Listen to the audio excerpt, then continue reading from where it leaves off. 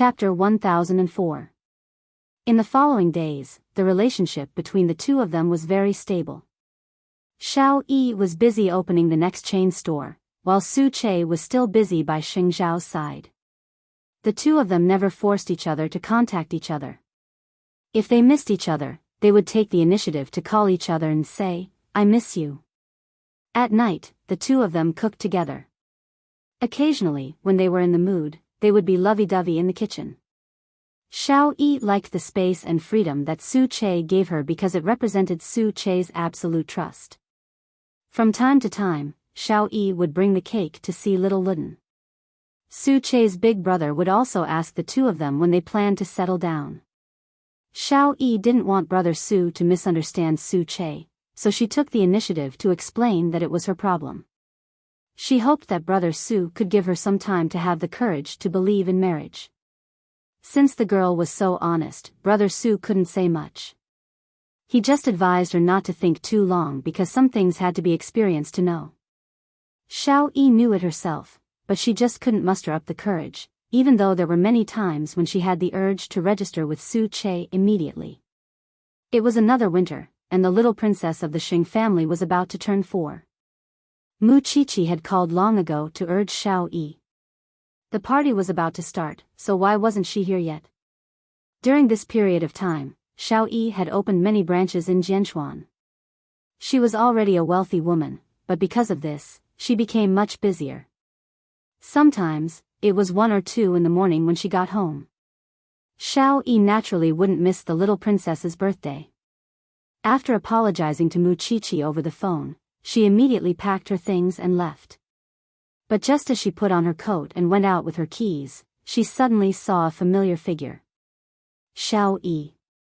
Save me. The person knelt in front of Xiao Yi with a thud.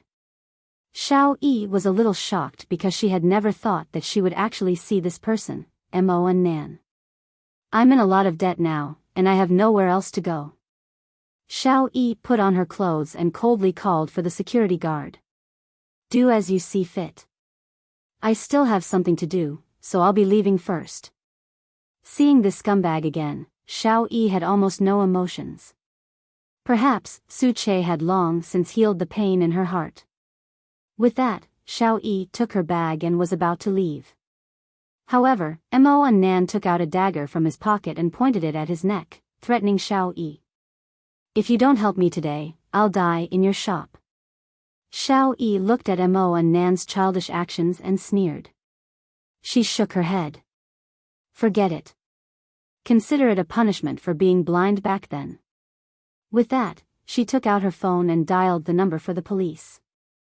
Mo and Nan was shocked when he saw this because he did not expect Xiao Yi to be so cold-hearted now.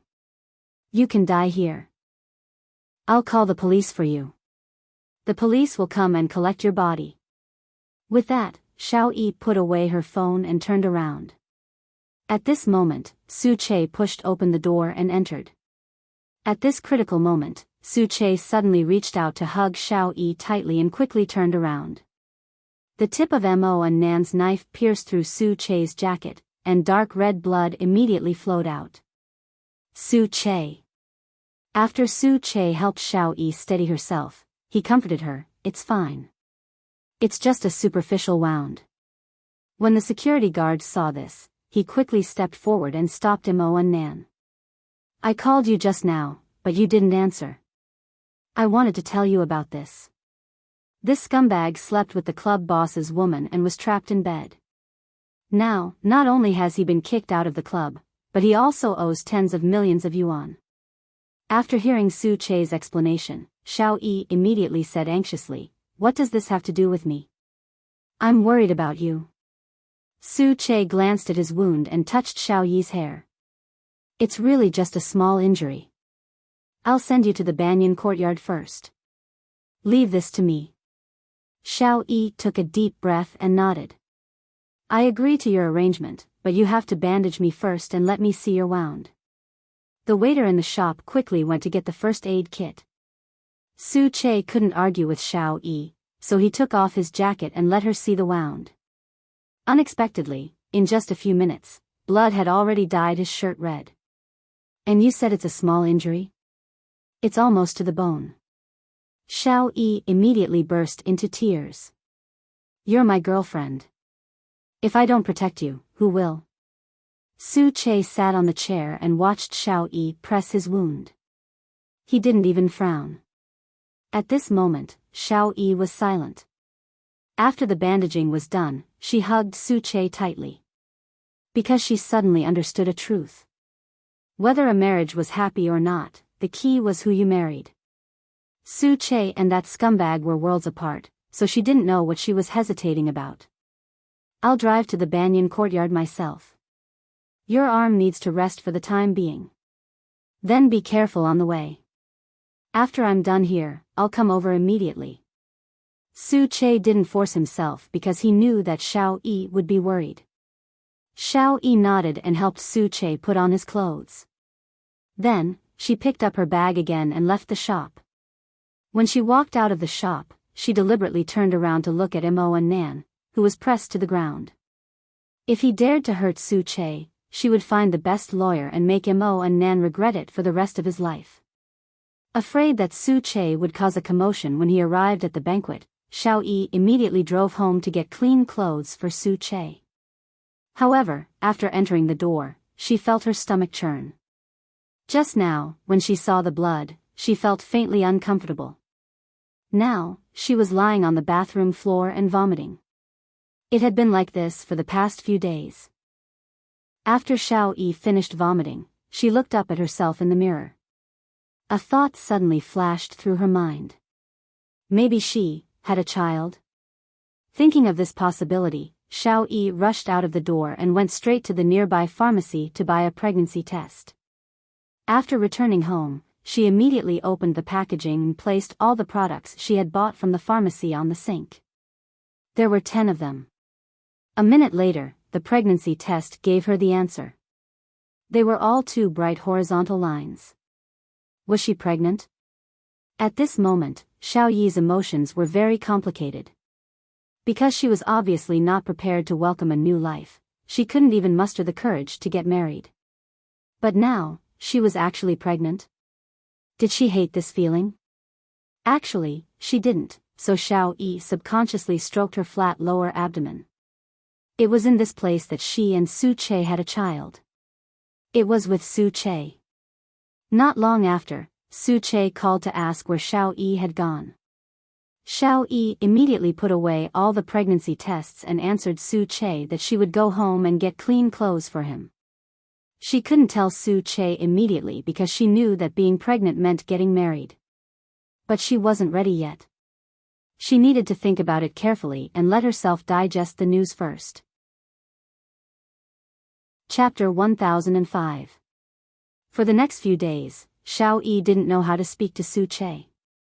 Every time the words were on the tip of her tongue, she really wanted to say them, but she felt that it wasn't the best time. During the period when Su Che's arm was injured, he couldn't exert any strength at all in the first few days. Xiao Yi's heart ached when she saw this.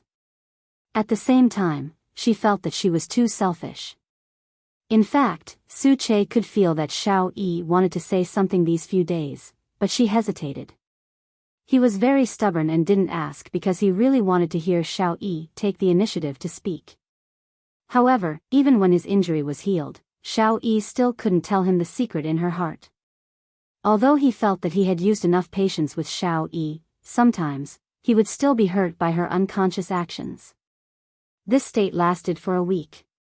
A week later, Tang Yan personally called Xing Xiao to borrow Su Che. There was a joint operation that needed Su Che's agile skills. For some reason, when he received this mission, Su Che heaved a sigh of relief. The unwillingness to face Xiao Yi every day was almost suffocating him. That night, Su Che went home to pack his luggage. When Xiao Yi saw this, she panicked. "You're leaving?" When Su Che saw Xiao Yi's nervous expression, the depression in his heart was relieved. "I have a mission. I have to go on a business trip for a few days." "How many days? Is it dangerous? When will you be back? You didn't even discuss it with me." Hearing her question, Su Che closed his suitcase and looked at Xiao Yi seriously. It'll take about 4 days. It's a high-risk operation. If nothing unexpected happens, I should be back on Friday. Xiao Yi was even more flustered when she got the answer. Do you have to go? Su Che put down his suitcase and held Xiao Yi's hand. His tone was a little helpless. I know you have something you want to say to me, but you can't open your mouth. Sometimes, I wonder if I'm the closest person to you. Why can't you believe me wholeheartedly until now, and you're not willing to give your heart to me? I thought I wouldn't mind. I could continue to wait, but sometimes I realize. I'm also a human, an ordinary man. When I received this mission, I don't know why, but I actually felt a little lucky because I couldn't continue to deceive myself. Xiao Yi, I'm not a blockhead. I can feel that my place in your heart isn't that important. I'll be gone for 4 days. You should think about it carefully. If you're sure that you can't give me your heart, I think we can choose another relationship. There's no need to force each other. After hearing Su Che's words, Xiao Yi was stunned. She even felt a little overwhelmed. She thought she had hidden it well, but in fact, that was not the case at all. Su Che, it's not like that. Can you not leave? Su Che shook his head. You can't see yourself clearly when I'm by your side. Besides, a life is at stake. Everyone is waiting for me. Take good care of yourself in the next few days. I believe you can do it. After that, Su Che squatted down and picked up the suitcase.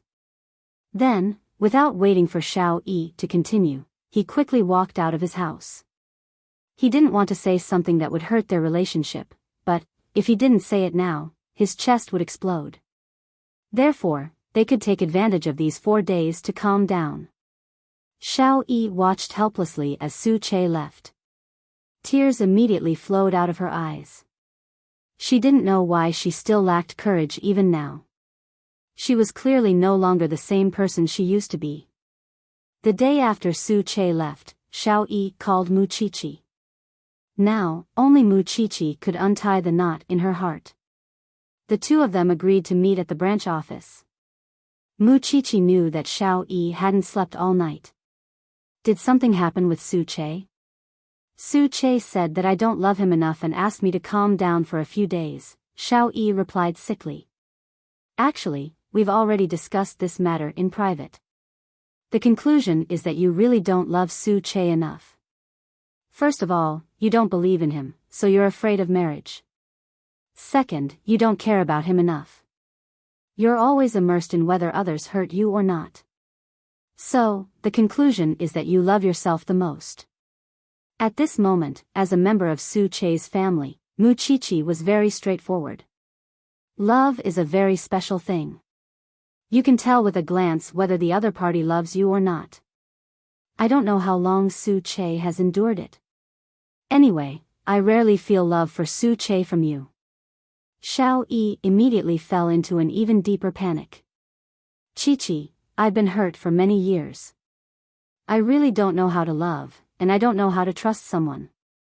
But I know fear. When Su Che said that he was leaving, I was very afraid. I was afraid that he wouldn't come back. I was afraid that he would really give up on our relationship. You're right. I'm extremely selfish.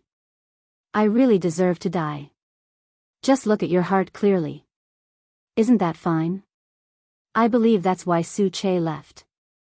Mu Qiqi patted her shoulder to show encouragement. Think about it yourself. How far are you willing to go for Su Che? You have to know that the injury on his arm hasn't fully healed yet. Mu Qiqi deliberately scared Xiao Yi. After Xiao Yi heard this, her face turned pale. After returning home, Xiao Yi sat on the steps all day and looked around. Sometimes, she cried bitterly, especially when she thought about how Su Che had been injured because of her and had even gone out to carry out a high-risk mission. Her heart ached like needles. Just like that, 3 days passed. Su Che finally appeared at the door of his house with his luggage. Xiao Yi sat on the steps and immediately pounced on him when she saw him. In fact, when he was carrying out the mission, Su Che had already thought it through. Anyway, he had already waited for so long. So what if he continued to wait? But Xiao Yi's actions made him ecstatic. "You're finally back, sob, I'm fine." Su Che quickly held her up. "How many days have you not rested well? Why are you in such a sorry state? After you left, I regretted not telling you earlier. I was afraid that after you came back, you'd think it through and think that I was too selfish and want to break up with me. I thought about what to do every day and couldn't sleep at all." Xiao Yi cried out. After hearing Xiao Yi's aggrieved tone, Su Che was satisfied. This person actually had love in her heart, but she didn't know the depth of it. It's not good for the neighbors to see it at the gate. "I'm also very tired. Can we go home first?" Su Che was a little helpless. "Wait for me to finish my last sentence." Xiao Yi raised her tearful eyes and looked at Su Che seriously. "You're going to be a father. Also, I won't hide anything from you anymore." Su Che hugged Xiao Yi and held her face in disbelief. "Is what you said true?" Chapter 1006. Of course it's true. I was hesitant for the past few days because I didn't know how to tell you. I was afraid that you would immediately take me to register for marriage. I wasn't ready yet. But I thought about it a lot these past few days. I think I was too selfish. After hearing Xiao Yi's words, Su Che carried her horizontally and quickly walked home. "Since you know you're pregnant, why don't you take good care of yourself?" I've been scared for a few days." Xiao Yi hugged Su Che's neck, her tone also very aggrieved. Su Che sighed, suddenly regretting his decision to go out and calm down. If something really happened to Xiao Yi and the child because of this, he would never forgive himself for the rest of his life. "I actually didn't want to break up with you. It's my fault for saying those words out of anger." Su Che gently placed Xiao Yi on the sofa and squatted in front of her. "In the future, no matter how angry I am, I will never say such outrageous words to you." "No, it's not like that. It's my fault. It's my fault for not caring about you enough." Xiao Yi said guiltily, "You're right, and so is Chi-Chi. If you really love someone, you can even give him your life. Why would you be afraid of marrying him? When you were by my side, I didn't know how to cherish you. But after you left, I realized how scared I was. Since we're all wrong, let's turn the page, okay? Now that I'm back, I'll never leave you again. I won't turn the page. I want to keep this fear in my heart, because only then can I remember the horror of losing you, and only then can I cherish the time I spent with you," Xiao Yi answered seriously. Su Che didn't know what to do with her, so he turned around and went out to get his luggage. During the entire process, Xiao Yi's gaze was on Su Che, as if he was going to leave at any moment. "Have you been to the hospital since you found out you were pregnant?" Su Che returned to her side after putting away his luggage. Xiao Yi shook her head. "After you left, I didn't go anywhere other than Chi-Chi's place." Su Che sighed slightly. Then, he took out his phone and asked for Song Qiaoji's number. Xiao Yi had been in such a sorry state for the past few days. He didn't know if her depressed mood would affect her body. "Go up and change. I'll take you to the hospital for a checkup. But, we haven't registered yet. Will we be laughed at?" Xiao Yi covered her face and asked. "Do you need to show your marriage certificate to the hospital?" Su Che urged her. "Go." In fact, Song Qiaoji, who received Su Che's call, was also quite shocked. When she heard that there was a problem with his relationship with Xiao Yi, Song Qiaoji thought that the two of them might end up going their separate ways. She didn't expect Su Che to suddenly call her to ask for her number. She was an obstetrician. The only explanation was that Xiao Yi was pregnant. An hour later, the two of them appeared at Jianchuan Hospital hand in hand. Seeing their loving expressions, Song Qiaoji understood that Xiao Yi was definitely pregnant. Then, Song Xiaoji performed a full-body checkup on Xiao Yi. According to the report, everything is normal at the moment. The fetus is 53 days old, and it's still considered healthy. However, because it was an accident, all the nutrients that should be replenished have to be replenished. Xiao Yi will have to do more screening in the future. After hearing Song Xiaoji's words, Su Che was finally relieved. Then, do I need to have any ideas? You don't smoke or drink. Live a healthy daily life and work and rest regularly. You just need to maintain this state. As for the rest, it's just that Xiao Yi is working hard. As a father-to-be, you have to be more considerate, Song Xiaoji instructed. When you're free, read more books about this. There's a lot of them online. All right. Su Che scratched his nose excitedly. Oh right, there's one more thing. We can't delay it anymore.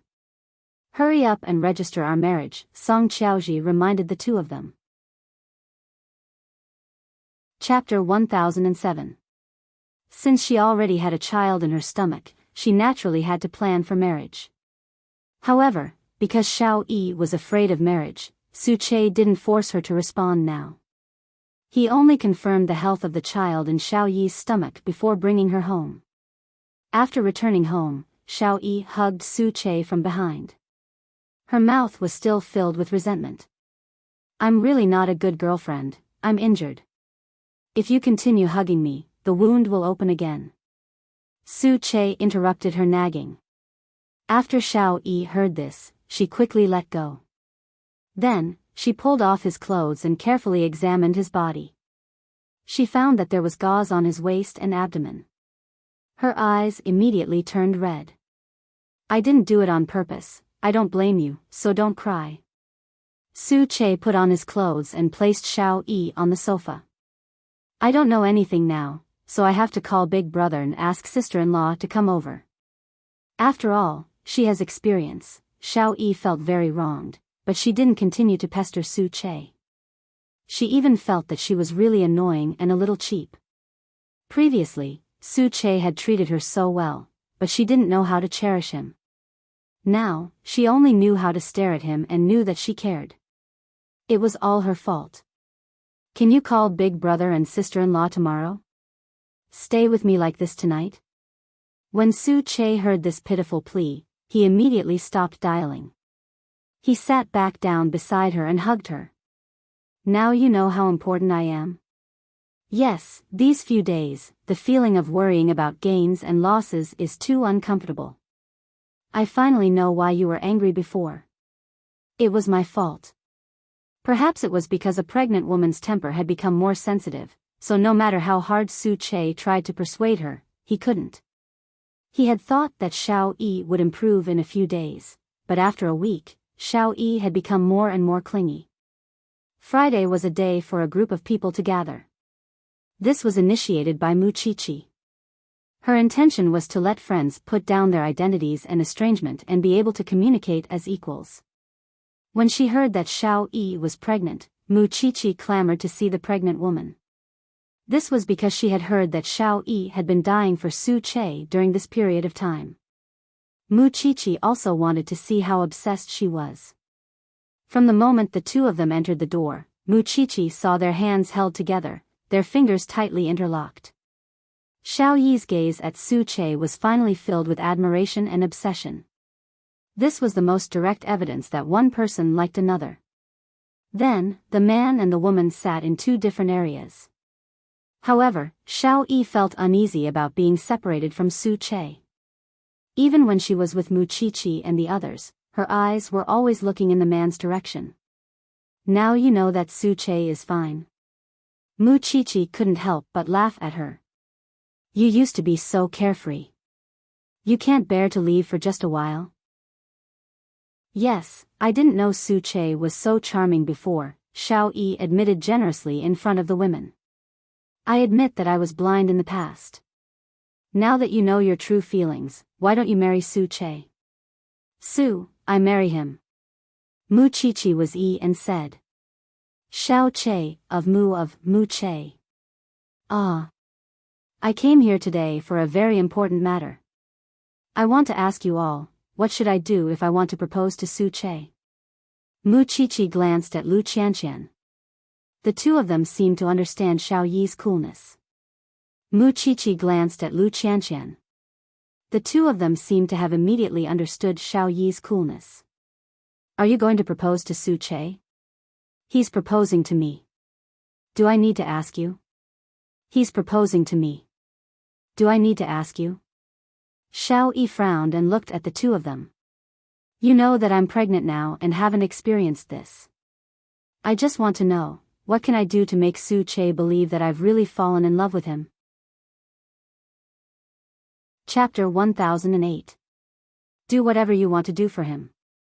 Loving someone means that you want to give him the best things from the bottom of your heart. Over time, he will believe it without a doubt. Mu Qiqi was very experienced in this matter. Then I want to give him a surprise. Can you help me? Xiao Yi winked at the two of them. No problem. Mu Qiqi made an okay gesture, and Lu Qianqian nodded vigorously.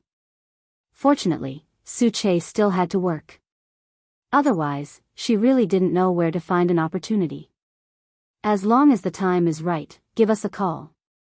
Mu Qiqi was very excited. The people around her got married in a muddle. None of them proposed seriously. Now that someone was proposing, of course she had to watch the show. Then I'll get ready when I go back tonight. Xiao Yi listened to the two sisters' words and looked at Mu Qiqi's earlobe. In fact, she had always been very curious as to why Mu Qiqi had tattooed English on her earlobe. Is there any special story behind this? Xiao Yi pointed at Mu Qiqi's ear and asked. This? Mu Qiqi tilted her ear to show Xiao Yi. It's my man's English name. When I was young, I didn't know any better. You'd better not say such things. Do you still remember why you were taught a lesson last time? Lu Qianqian quickly reminded her. Mu Qiqi quickly covered her mouth and looked around to make sure that Xing Xiao was not nearby. Only then did she dare to continue. I was indeed immature. Now that I think about it, I think it was very childish. Lu Qianqian was no longer interested in her way of showing off their affection, so she directly cut her off. Xiao Yi was very touched. You must have been very infatuated with CEO Sheng in the past. Actually, what Mu Qiqi wanted to say was that she was also very infatuated with him now, okay? Although she would verbally despise him, she still loved him in her heart. Ahem, the focus now is on you guys. Look at us couples. We're either married or have children. You guys are the only ones who haven't registered yet. I'll plan it when I get back tonight. Xiao Yi also made an okay gesture. How much courage did it take for a woman to subvert tradition and propose to a man? Xiao Yi didn't know, but she just wanted to do it. Su Che had done enough for her. This time, it was her turn to take the initiative. Su Che didn't know why, but ever since he came back from the party that day, Xiao Yi had stopped sticking to him. He didn't know if it was because of Mu Qiqi's persuasion. She seemed to have returned to her former self. Although Su Che faintly felt that it was a pity, he needed Xiao Yi to establish a sense of security. However, gradually, Su Che felt that something was wrong. In the past few days, Xiao Yi had started to ignore him again. She was even very impatient. Could it be because she was pregnant? Because of this, Su Che didn't dare to mention marriage because he was afraid that he would scare Xiao Yi away again. Mu Qiqi had seen Su Che a few times during this period and found that he was listless. She couldn't go forward to dissuade him because Xiao Yi was preparing a surprise for him behind his back. Other people would propose at night because it was romantic, but Xiao Yi's plan was in the morning. Because she had prepared 2 wedding rings and a groom's outfit for Su Che. She wanted to go to the Civil Affairs Bureau to register with Su Che after the proposal. If he proposed at night, Su Che could still set it up at work during the day. But if he proposed in the morning, how could he prepare it? This made Mu Qiqi in a difficult position. She just wanted to knock Su Che out with a stick and wake him up in the morning. In the end, Mu Qiqi handed this difficult task to Tang Yen. She asked Chief Tang to call Su Che out to do something as long as it wasn't a dangerous task. She also asked Master Xiao to cooperate. Su Che was confused. Tang Yen sent him to City B for one night. As he was worried about leaving Xiao Yi alone at home, he called his sister-in-law to accompany him. Xiao Yi took the wedding ring that she had ordered, the dress that she had made, and the roses that had been flown in. She gathered all her good friends. Tomorrow morning, she was going to complete the most important thing in her life. Chapter 1009. Su Che was inexplicably busy for the whole night.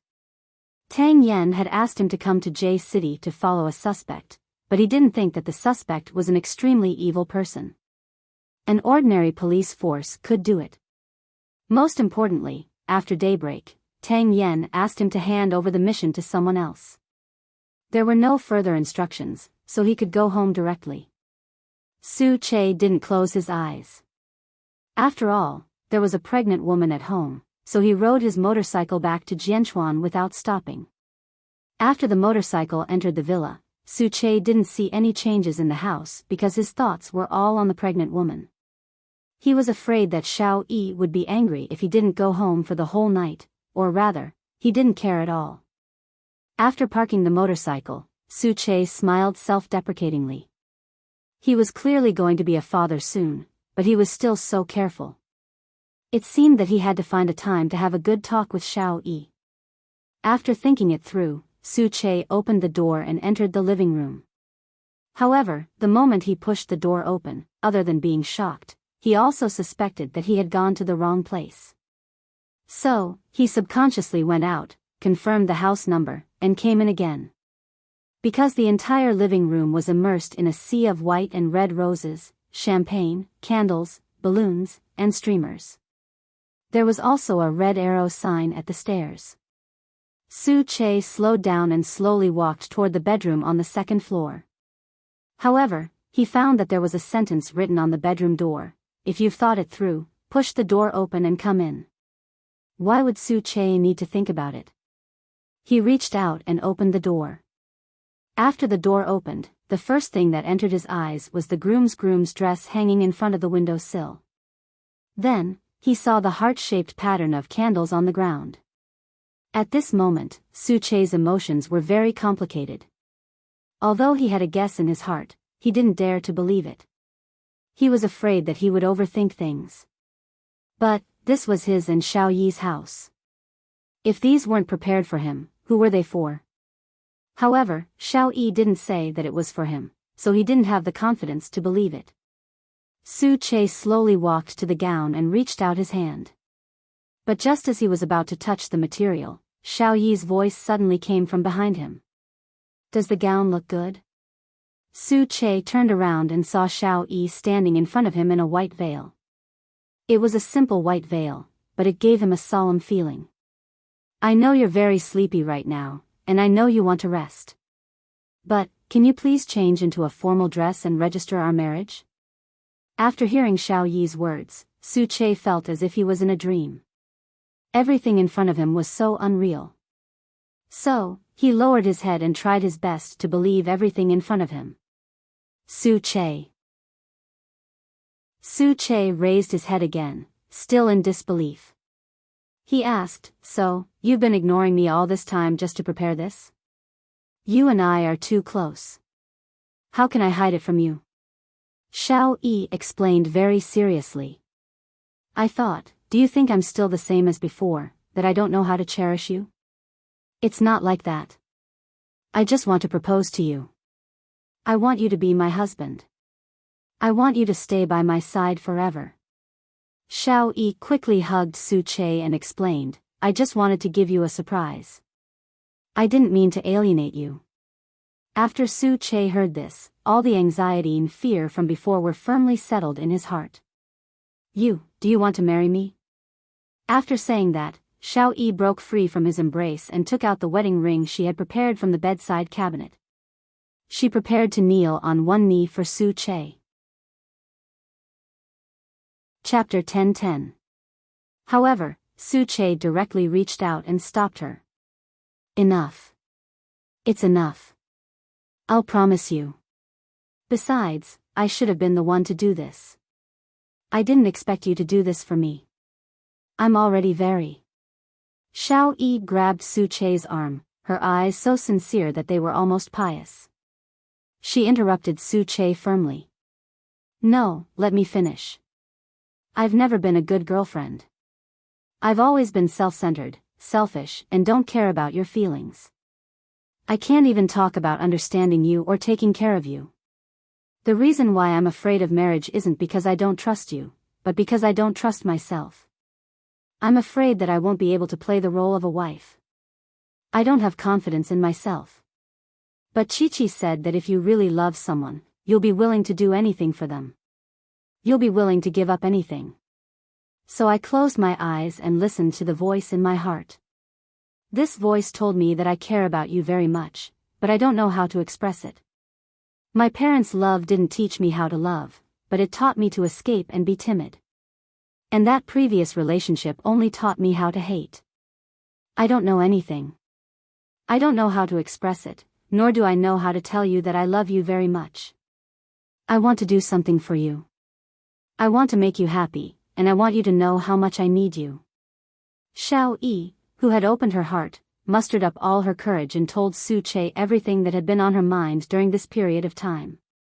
Because Mu Chi-Chi had taught her that if she loved someone, she had to express it, no matter what method she used. Su Che listened seriously and suddenly pulled her into his arms. I feel it. I've already felt your love. Of course, I'm willing to be your groom. Why wouldn't I be willing? When Xiao Yi heard the answer, tears welled up in her eyes. Then let's get married now, okay? Su Che let go of Xiao Yi's delicate body and cupped her cheek instead. He gently kissed away the tears at the corner of her eyes. Then wait for me for a moment, because I have to change my clothes first. I'll help you, no. Su Che shook his head. If you help me, we might not be able to leave the house today. Xiao Yi understood Su Che's hint in an instant, and her face immediately turned hot. Then I'll wait for you outside the door, okay? Su Che nodded. Xiao Yi took the wedding ring and brocade box and walked out of the bedroom, leaving Su Che alone in the bedroom. In order to make himself look more energetic, Su Che first went to the bathroom to shave and tidy up his appearance. Perhaps it was because he was about to get married, but his exhaustion from last night was swept away and he became much more energetic. Su Che did not expect that he would be the one being proposed to. That was enough for him to brag about in front of Xing Xiao and the others for the rest of his life. It was also at that moment that he could feel very strongly that he was being loved, and that he wasn't just paying one-sidedly. After being together for so many years, he had finally entered the role of partner, husband, and father. This feeling was so damn wonderful. 10 minutes later, Su Che changed into a fitting white suit and opened the bedroom door. By then, Mu Chi-Chi and the others were waiting impatiently downstairs. She carried little Chi and looked upstairs from time to time, as if she was looking at a bride.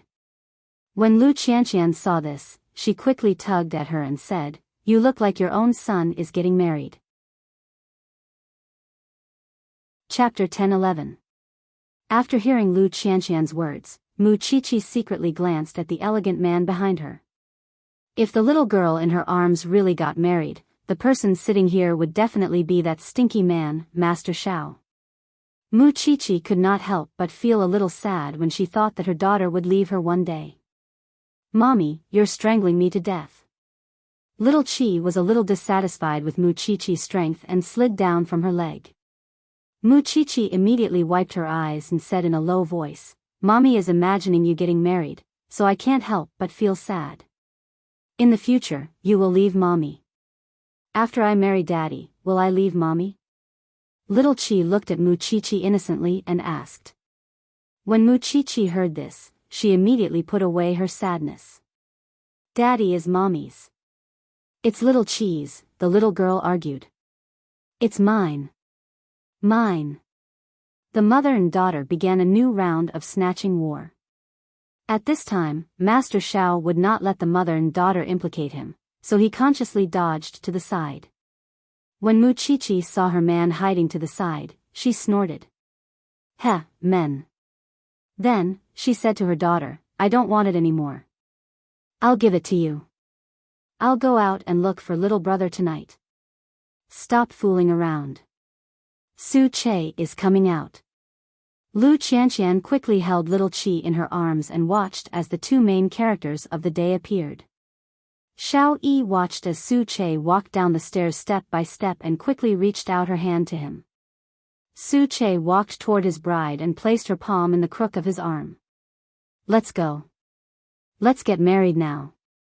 Xiao Yi looked at her friends in the living room and suddenly felt a little embarrassed. She had been very brave when she proposed just now, but now that the proposal had been successful, she had become a little shy. Su Che had thought that Xiao Yi would only prepare a gown and a ring today, but the wedding car and the wedding house were all there. "We won't be following you to register the marriage. We'll decorate the new house for you here. When you come back, all of us will celebrate for you," Muchichi said to the newlyweds. "Go. Chief Tang enslaved you last night, so today, in order to apologize, he specially arranged a special window for you. You can go in and go through the formalities." Su Che wanted to express his gratitude, but he felt that it was too light. Therefore, he didn't say anything and remembered everything that happened today. Then, he and Xiao Yi got into the wedding car together. Today, Lin Mu and had made time to personally be Su Che's driver. "Out of all of us, you're still the most capable. You're actually the one who was proposed to. As a brother, I don't have any other gifts to give you, so I'll send you guys to heaven of happiness." With that, Lin Mu started the Rolls-Royce limousine. Su Che looked at Xiao Yi beside him and suddenly felt that this was like a dream. "Shouldn't we tell Big Brother about our marriage?" Big Brother is already waiting at the entrance of the Civil Affairs Bureau, along with that little Luden. After hearing Xiao Yi's words, Su Che's heart surged. "I want to ask, other than me, does everyone else know about this?" "Of course. Otherwise, how can we cooperate?" "Su Che, let me tell you, everyone here is my family, including your elder brother and sister-in-law. In the future, if you bully me and don't love me, they will avenge me." After Xiao Yi finished speaking, she lowered her head and stroked her lower abdomen. "And this one in my stomach will also protest."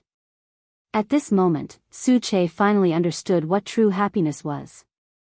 His family, friends, and lover were all by his side. They would never leave him. This was the greatest happiness. Chapter 10-12. It had been a long time since the staff of the Civil Affairs Bureau had seen newlyweds register in formal attire. And it was such a handsome man and beautiful woman. From their eyes, it could be seen that this newlyweds could last for a long time because they had light in each other's eyes. The procedures were completed very quickly. Thanks to Tang Yen, the two of them didn't have to wait after they arrived. They finally obtained the legally protected marriage certificate. Su Che snatched the one that belonged to Xiao Yi and held it in his hand. "I haven't seen it clearly yet," Xiao Yi mumbled. "What are you doing?" "That's mine. I'll take care of them." "What if you run away one day?" "If you run away one day, I can still arrest you." After hearing this, Xiao Yi knew that Su Che was still occasionally sensitive, so she didn't insist. She only said to Su Che, "Congratulations, Mr. Su. You have a wife and child now. Congratulations to you too, Mrs. Su. Not only do you have a husband, but you also have a family." The two of them walked out of the Civil Affairs Bureau with the marriage certificate. At this moment, Brother Su was waiting at the door. He looked at the couple and said with great difficulty, "From now on, live a good life. Don't torture each other anymore, understand?" The couple nodded non-stop. "Yeah, there's finally someone to play games with me in the future." Little Luden, who was in Brother Su's arms, jumped up happily. "I'm going to tell little Fatty that the lady boss of the dessert shop is my aunt. I'm going to make him drool every day if he can't eat dessert. So ruthless." Xiao Yi couldn't help but laugh. Who asked him to always bully me? Little Luden pulled Xiao Yi's hand and spun around. Alright, since you've already registered, let's go back now. Everyone is still waiting to celebrate for you. Lin Muan, the driver, quickly honked the car horn to remind them. Wait a moment. Enjoy the surprise that everyone has prepared for you. Seeing Lin Muan's mysterious gaze, Xiao Yi suddenly had an ominous premonition. She felt that the people at home wouldn't let Su Che off so easily. Soon, they returned to the villa. Mu Chichi and the others had already prepared an open-air wedding banquet. Of course, the originally empty garden had now turned into a veritable wedding party. Pastries, red wine, barbecue, and music. When Mu Chichi saw the newcomer, she quickly said, "Hurry up and change. I'm telling you, Su Che, you're doomed today." Su Che stared blankly at Mu Chichi, only to see her suddenly take out the program list. It listed all the performances that the newcomers had to perform. The scale was so large that Xiao Yi's face turned red when she saw it. Chi-Chi. I'm pregnant. I don't need you to do anything. I just need you to answer my questions. You're pregnant, so you don't have to move, but your husband isn't. Mu Chi-Chi was full of anticipation. She had been looking forward to this day for a long time. He could properly interrogate Su Che about what was wrong and why he had taken a fancy to Xiao Yi, this weirdo. But the scale is too big. Xiao Yi couldn't help but cover her face when she saw the question page. What first time? How long did the first time last? These were not appropriate for children, okay? Don't worry. Little Qi and the Tang family's Xiao Bao will go to school after lunch. Other than the one in your stomach, there won't be another one. If you have the ability, you guys can join in too.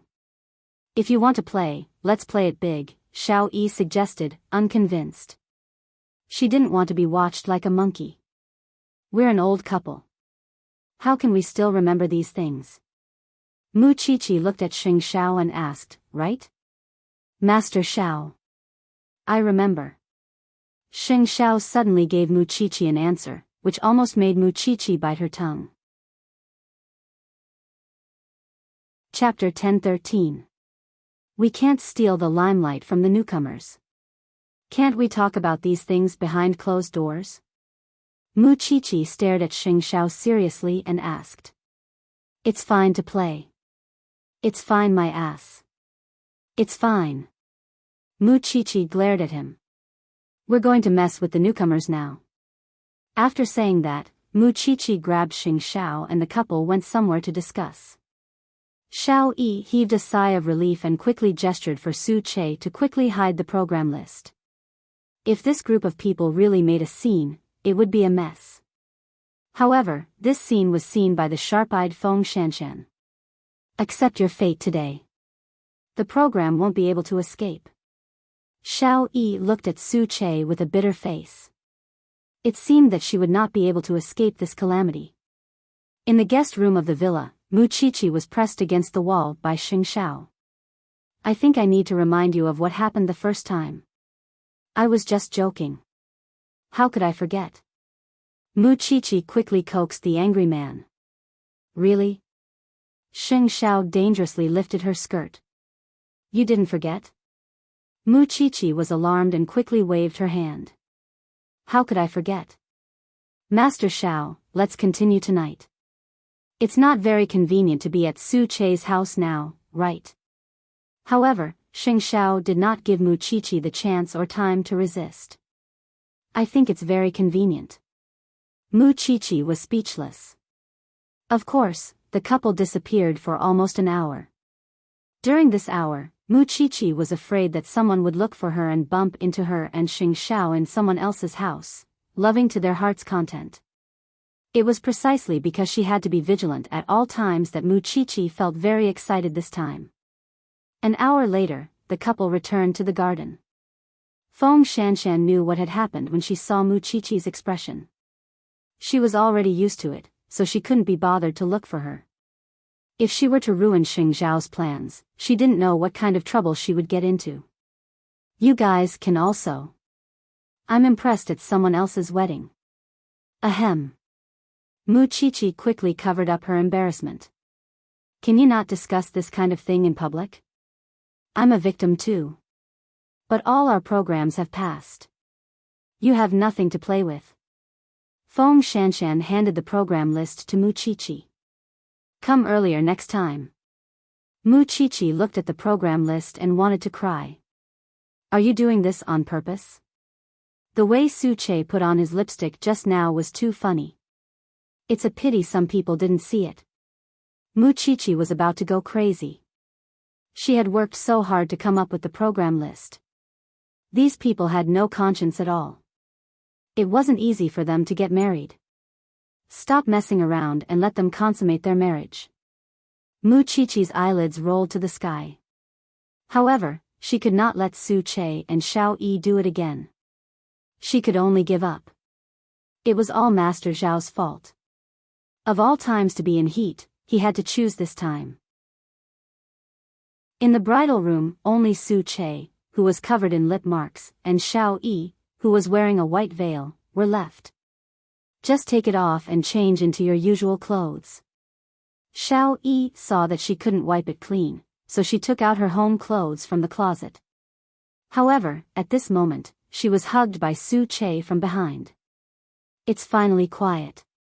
I've always wanted to be like this, to be alone with you. They are also blessing us, Xiao Yi said with a smile. I don't care. Anyway, don't go out. You're pregnant and need to rest. But I'm pregnant. I can't, that. Xiao Yi reminded him with a red face. I'm sorry. It looks like our wedding night is going to be ruined. After 3 months, I will definitely get back at you with double the amount. Chapter 10:14. Her name was Xing Qingwan, and she was known as Little Qi. She didn't know who gave her her name, so every time her teacher punished her, she would make her write her name 100 times. Too much. She had asked her mother about it, but usually, at times like this, her mother would take out a scalpel and look at her coldly. You want to change your name? Give up. Little Qi had no choice but to give up. Because other than her name, she really wanted to thank herself for being born in such a family atmosphere. Don't misunderstand, it's not because they have an unlimited amount of money, but because other parents want their children to become dragons and phoenixes, but her parents are different. During school, they take her to travel, and during holidays, they never allow her to bring homework home. According to Mu Qiqi, playing was the most basic respect for childhood. Alright, the result of this was that her grades never fell out of the bottom 3. Of course, it was not because she was stupid, but because she felt that if her grades were good, it would put too much pressure on other children. Look, the little daughter of the Xing family was good at everything, and her grades were top-notch. A life that was too outstanding had to have some flaws, right? Oh, right, I forgot to mention that little Qi was 11 years old and had just entered the first year of junior high. As the richest child in Jianchuan, little Qi had never known what kind of trouble poverty was. But what was strange was that she actually went to the most ordinary middle school in Jianchuan. Once again, according to Mu Qiqi's words, children who love to learn can get first place in the mountains. Children who don't love to learn can get last place in Oxford Primary School. Little Qi deeply agreed. She felt that her mother was too great. Why did Mu Qiqi spoil her so much? It was because when she was 9 years old, she had a serious illness. That time, she scared Mu Qiqi so much that she couldn't sleep for a few days. From then on, she only cared about being lawless. The whole family only wanted her to be healthy and happy. Memories were a long story. It was another day when the results were announced after school. Little Qi's Chinese was once again ranked last. In this part, she had inherited Mu Qiqi's good genes. She couldn't even write a sentence when she wrote a composition, and she could easily pass math. Xing Qingwan, with your writing level, no one will care about you when you write love letters in the future. The whole class laughed, but little Chi didn't care. Do I need to write love letters? The teacher snorted. So what if you're rich? No, teacher, I'm as beautiful as a flower and as beautiful as the moon. The whole class roared with laughter again. Write your name 100 times as punishment. Little Chi sighed. Sigh, I'll go home immediately and apply to change my name to Shengyi. If you continue to be mischievous, I'll call your parents. The teacher threatened. Usually, this was very threatening, but little Chi only said regretfully, Teacher, don't just talk and do nothing every time. My mother has been looking forward to it for a long time. The teacher, what a weird parent. What a weird child. Of course, the teacher knew Mu Chi very well.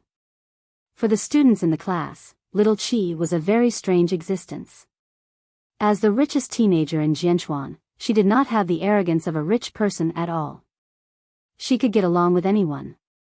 Her name sounded like that of a socialite and virtuous lady. However, her actions caused people to be disillusioned. What she meant was that she didn't have any musical, chess, calligraphy, or painting skills. Furthermore, her results weren't good and she was mischievous. In the eyes of teachers, she was the most troublesome child. However, she didn't make any big mistakes. She seemed to be very naughty. There's a transfer student in class tomorrow. She'll sit with you. Be nice to her. The teacher couldn't do anything about her and could only glare at her. Chapter 10-15. When had she ever been bad to others? Little Chi pursed her lips. However, that night, when Mu Chi returned home, she saw her daughter frowning and studying hard under the night light. Didn't I say that I'm not allowed to do homework at home? I'm punished to write my name. Little Chi did it on purpose. She wanted these parents to feel guilty. Giving her such a complicated name was really a headache. Mu Chi crossed her arms and looked at it for a long time. Finally, she said, if you didn't punish me to write, I wouldn't have known that your name was Qing. Was this her biological mother? Little Chi almost fainted. Your dad is coming back soon. Put away your homework. Mu Chi heard movement downstairs and quickly reminded little Chi. Why don't you let my dad see it? Your handwriting is too ugly. I'm afraid you'll be scolded. Thank you, my dear mother. Little Chi looked at Mu Chi resentfully and lay on the table again, waiting for her father to come to the study. However, Master Xiao had no intention of entering at all. That was because he could guess with his toes that some people were writing their names again. The mother and daughter were a pair of living treasures. When they had nothing to do, they would sing a two-man show for him. Little Chi really couldn't continue writing, so she picked up her textbook and went to Master Zhao's office. She looked aggrieved and pitiful. Dad, can you change my name? Master Xiao sat in front of the computer and tilted his head to look at his daughter. Is this about changing your name? At least let the teacher change it. Why don't I just change your teacher? Master Xiao smiled mockingly. After hearing Master Zhao's words, little Chi immediately waved her hand. No need, no need. Dad, you're too lethal. Then, do I still change my name? Master Xiao was completely calm in the face of danger. His every move had the charm of a mature man, exuding nobility and elegance. Every day, his mother was infatuated with him. Just thinking about it gave little Chi goosebumps. How boring. It was not that Master Xiao did not love his daughter, but this was the name given by old Master Shen. They had to respect and remember it. Little Chi took her textbook and came out of her father's office. In any case, no matter what tricks she played, her father would see through them. She did not know how there could be such a smart person in the world. The resentful little Chi could only hang herself and stay up late to finish her punishment. There was no justice in bullying a middle school student. She wrote until midnight. Little Chi had long forgotten about the transfer student. When she was in class the next day, she was surprised to find that there was someone lying next to her seat. To be more specific, it was a boy. Wanwan, come here. The classmate next to her waved at her. He's so fierce. He starts fighting the moment he comes. You have to be careful not to get bullied by him. After little Chi heard this, she suddenly became interested because she had never experienced what it was like to be bullied since she was young. What's his name? I heard that his name is He Yenji. His family was originally quite rich, but after a car accident, 4 of them died, leaving him and his grandmother to depend on each other. The female classmate with a whip was enthusiastically gossiping with Xiao Xiao. But, he's really handsome. Was he handsome? Little Chi was a little curious, but she was not that curious. After all, there were a lot of handsome people in her family. Even Tang Xiaobao looked like a dog. She really did not believe in her classmates' aesthetics. Therefore, after class, little Chi rested her chin on her hand and looked at him. However, what made her anxious was that he did not raise his head the whole time. How could she take care of him like this? Chapter 10:16. This situation lasted for a total of 3 days. Every day, He Yenji came the earliest, but he always slept. Legend had it that in every class, there was a sleeping god, but his grades were top-notch. Was he like that? Although he didn't look like one. Little Chi was full of curiosity about him, so she made a bold decision. At 5:00 in the morning, she wrapped herself up like a bear and rode her bike to school.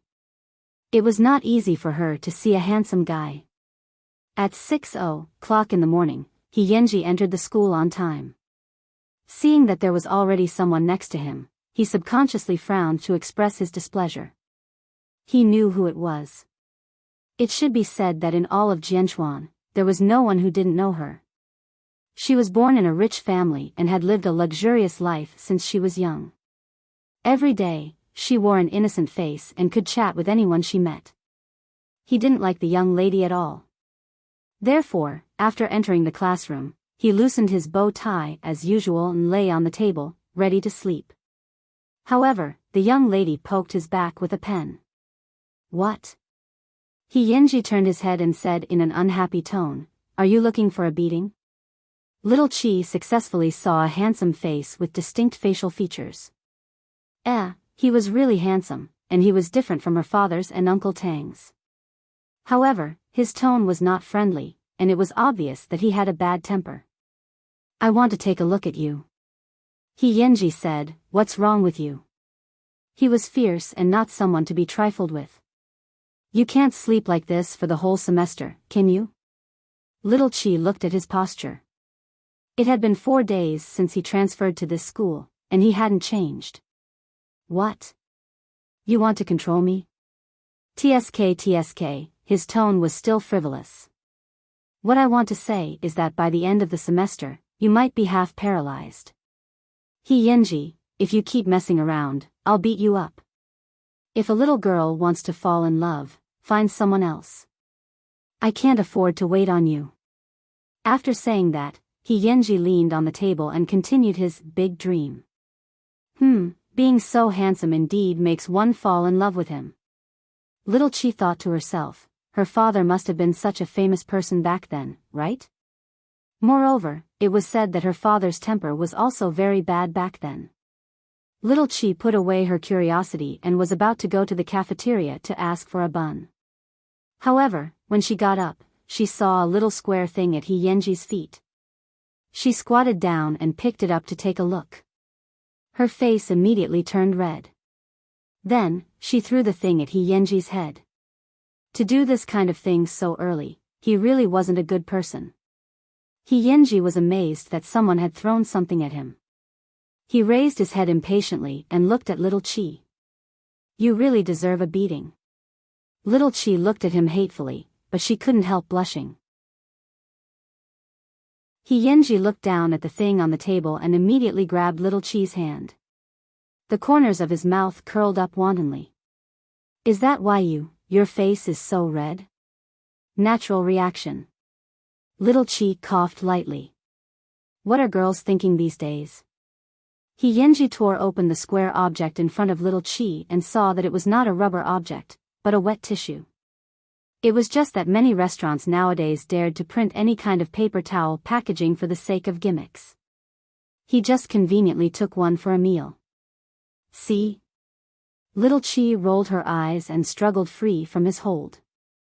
A rich young lady like you wouldn't even know that there's such a thing in the world. After saying that, He Yenji threw away the wrapping paper in his hand, lay on the table, and continued to sleep. This deskmate was really not easy to get along with. However, a few days later, the exam results came out. He was actually the legendary God of Sleep. Full marks in all subjects. Chapter 10:17. This was the first time little Chi had doubted life so much. Did he think that he could solve the questions after sleeping? Because he had gotten first place in the school, He Yenji received a lot of attention. In addition, he was tall and handsome. The girls in his grade almost broke the threshold of their class. In He Yenji's drawer, there were also love letters one after another. As He Yenji's deskmate, little Chi felt pressured. Especially since she was usually quite popular. At this time, the people looking for her lined up all the way to the school gate. Was she some kind of celebrity manager? Looking at a certain someone sleeping soundly, little Chi couldn't help but complain, "Looks like I have to change seats. If this continues, I'll be buried alive by the love letters." He Yenji heard this in a daze, but he didn't have any reaction. It wasn't until after school that a large group of girls gathered outside the window and waved at little Chi. Little Chi packed her school bag in a bad mood and walked out of the classroom. "Can you not look for me? I'm really not familiar with him." "Classmate, just treat it as a favor." "That's right, classmate, we really like He Yenji." Just as a group of people were pulling little Chi, He Yenji carried his school bag and walked out of the classroom. Then, he walked behind little Chi and took all the love letters from the girls' hands. "If you have the ability, come and look for me directly." "Wow, He Yenji," 2 or 3 girls blushed and screamed. But the next second, they couldn't laugh anymore. Because He Yenji directly threw the love letters at their faces.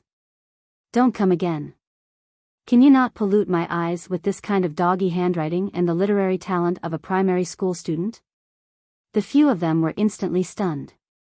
"In the future, if anyone writes me a love letter again, I'll go to the broadcasting room and read it in front of the whole school." A large group of girls were so scared by He Yenji that their faces turned pale and they burst into tears. However, He Yenji ignored them. After dealing with these girls who were in the way, he carried his school bag and quickly disappeared into the corridor. Little Chi looked at his back as he left, her mind full of questions. For example, did he really think that doggy handwriting would pollute his eyes? It was also from that day onwards that the number of people who dared to send He Yenji love letters decreased. Little Chi regained her usual peace and dispelled the idea of changing seats. She continued to live her carefree school life. However, she didn't expect that not long after, the class commissary in charge of studies would take the initiative to change seats with her. "Qingwan, you don't like He Yenji anyway. Change seats with me. That way, you won't have to endure his torment anymore. You don't like studying anyway." Little Chi was a little embarrassed. She felt that this was good. Moreover, what does it have to do with others whether she likes to study or not? Most importantly, when did she say that she didn't like He Yenji? It was fine if it was others, but this student member had reported her to the teacher several times. How could she let it go? "Why don't I ask him for you?" Little Chi tentatively asked the study commissary and poked her deskmate. He Yenji was sleepy. He turned his head and looked at little Chi. "Do you want to die? The study commissary wants to sit with you, go to hell." With that, He Yenji buried his head and continued to sleep. Little Chi shrugged, indicating that there was nothing she could do. When the sweet-looking study commissary saw this, she snorted unhappily. "You can't afford it even if you're rich?" "Heh, that's impressive," little Chi retorted. "My dad is Xing Shao." "Who is your dad?" The other party immediately stopped talking and returned to her seat. Chapter 10:18. Can you solve your own problems in the future? Little Chi looked angrily at the god of sleep beside her. I'm not your manager. Which manager wants to be like you? An artist doesn't even need to debut. She hides herself.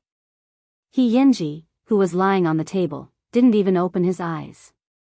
However, he didn't forget to be mean. Besides, in the eyes of others, the person who has the best relationship with me in the whole school is you.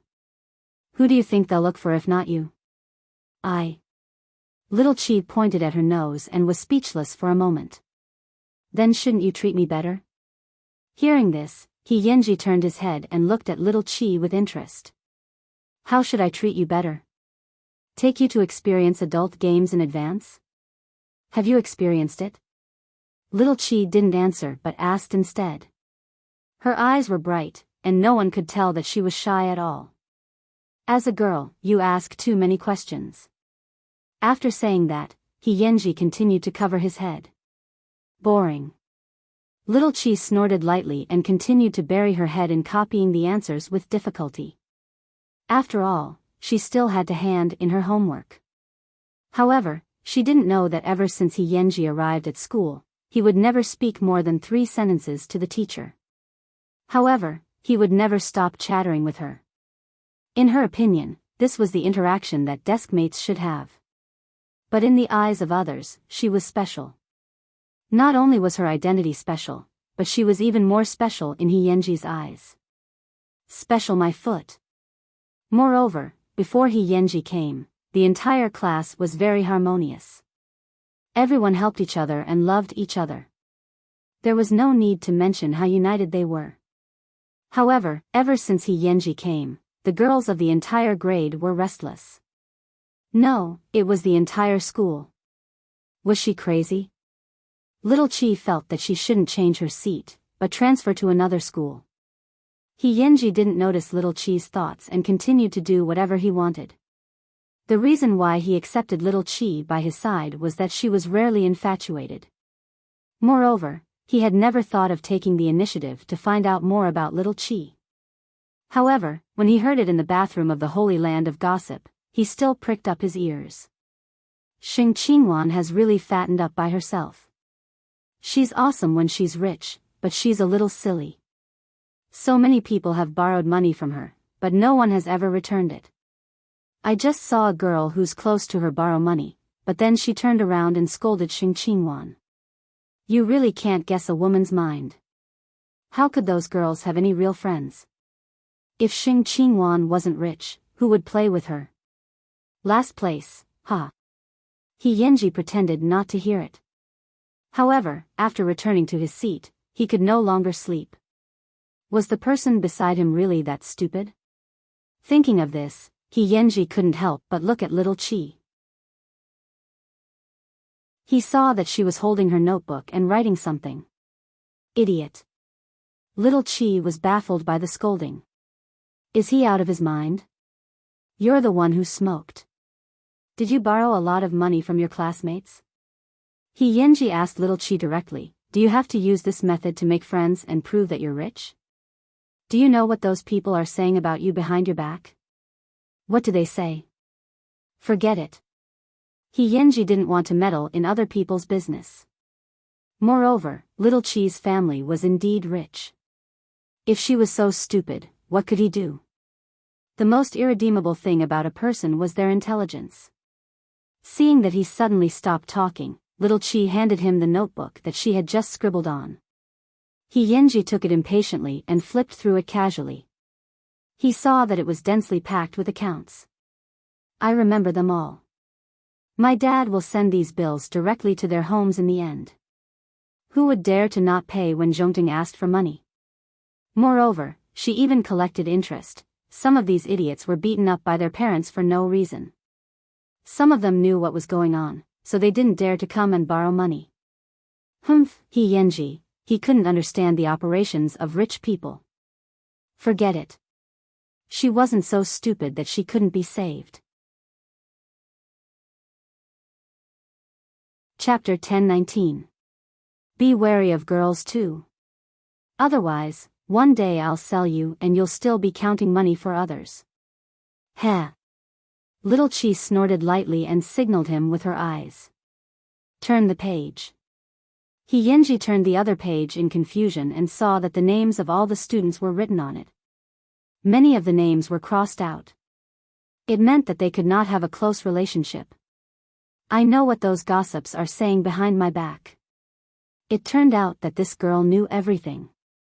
Who asked me to have such an awesome dad? As for friends, 1 or 2 is enough. As for the rest, I'll just muddle through. Little Chi took back her notebook and closed it. When she frowned, she looked like a little adult. Although she looked like she was insensitive and liked to go off the rails, she could see things clearer than anyone else. Of course, He Yinji also noticed that his name was at the end of the list. However, so far, it had not been crossed out. You can choose to live a protected life. My parents aren't people who need protection. Why do I need protection? Little Chi looked indifferent. I quite like this kind of life. Seeing through it but not saying it out loud was Little Chi's normal behavior as a rich child. As for those poor people, it was pitiful enough to be poor, but their hearts were so ugly. It was really miserable. He Yinji didn't say anything else. He should say it, but he had nothing to say. The girl knew everything in her heart. There was really no need for him to worry here. So, he lay down again and dozed off as usual. Hey, go to sleep later. Lend me your homework to copy. Little Chi poked He Yinji's shoulder. He Yinji was not in a good mood. His handsome brows were tightly furrowed, but he still handed the homework book from his drawer to Little Chi with one hand. Little Chi took the homework book. Her eyes curved into crescents as she smiled. She looked very cute. However, after she opened it, she couldn't smile anymore. When had this god of sleep ever done homework? Can't you do some homework and save me from the fire and water? Why should I put myself in the fire and water to save you? He Yinji propped up his head and asked Little Chi in confusion. How did you do it? You didn't listen in class or do your homework, and you still got full marks. Come closer and I'll tell you. He Yinji hooked his finger at Little Chi. Little Chi moved her ear closer, but she heard He Yinji whisper in her ear, repeat. Little Chi said, You're a bastard. He Yinji chuckled and chose a comfortable position to lie on the table. Little Chi wished she could poke the back of his head. After school, it was supposed to be Little Chi and He Yinji's turn to stay behind to clean up, but this person carried his school bag and went out after class. Where are you going? A fight? Are you in? He Yinji threw his school bag on his shoulder and sneered. I'll follow. Little Chi immediately put down the broom in her hand and used her electronic watch to call her shadow. Uncle Hui, come in and help me clean up. He Yinji, didn't you say you would bring me there? When Little Chi saw He Yinji leave with his bag, she quickly chased after him. Eldest miss, that's not a fun place. Why are you still going if it's not fun? He Yinji couldn't explain to her.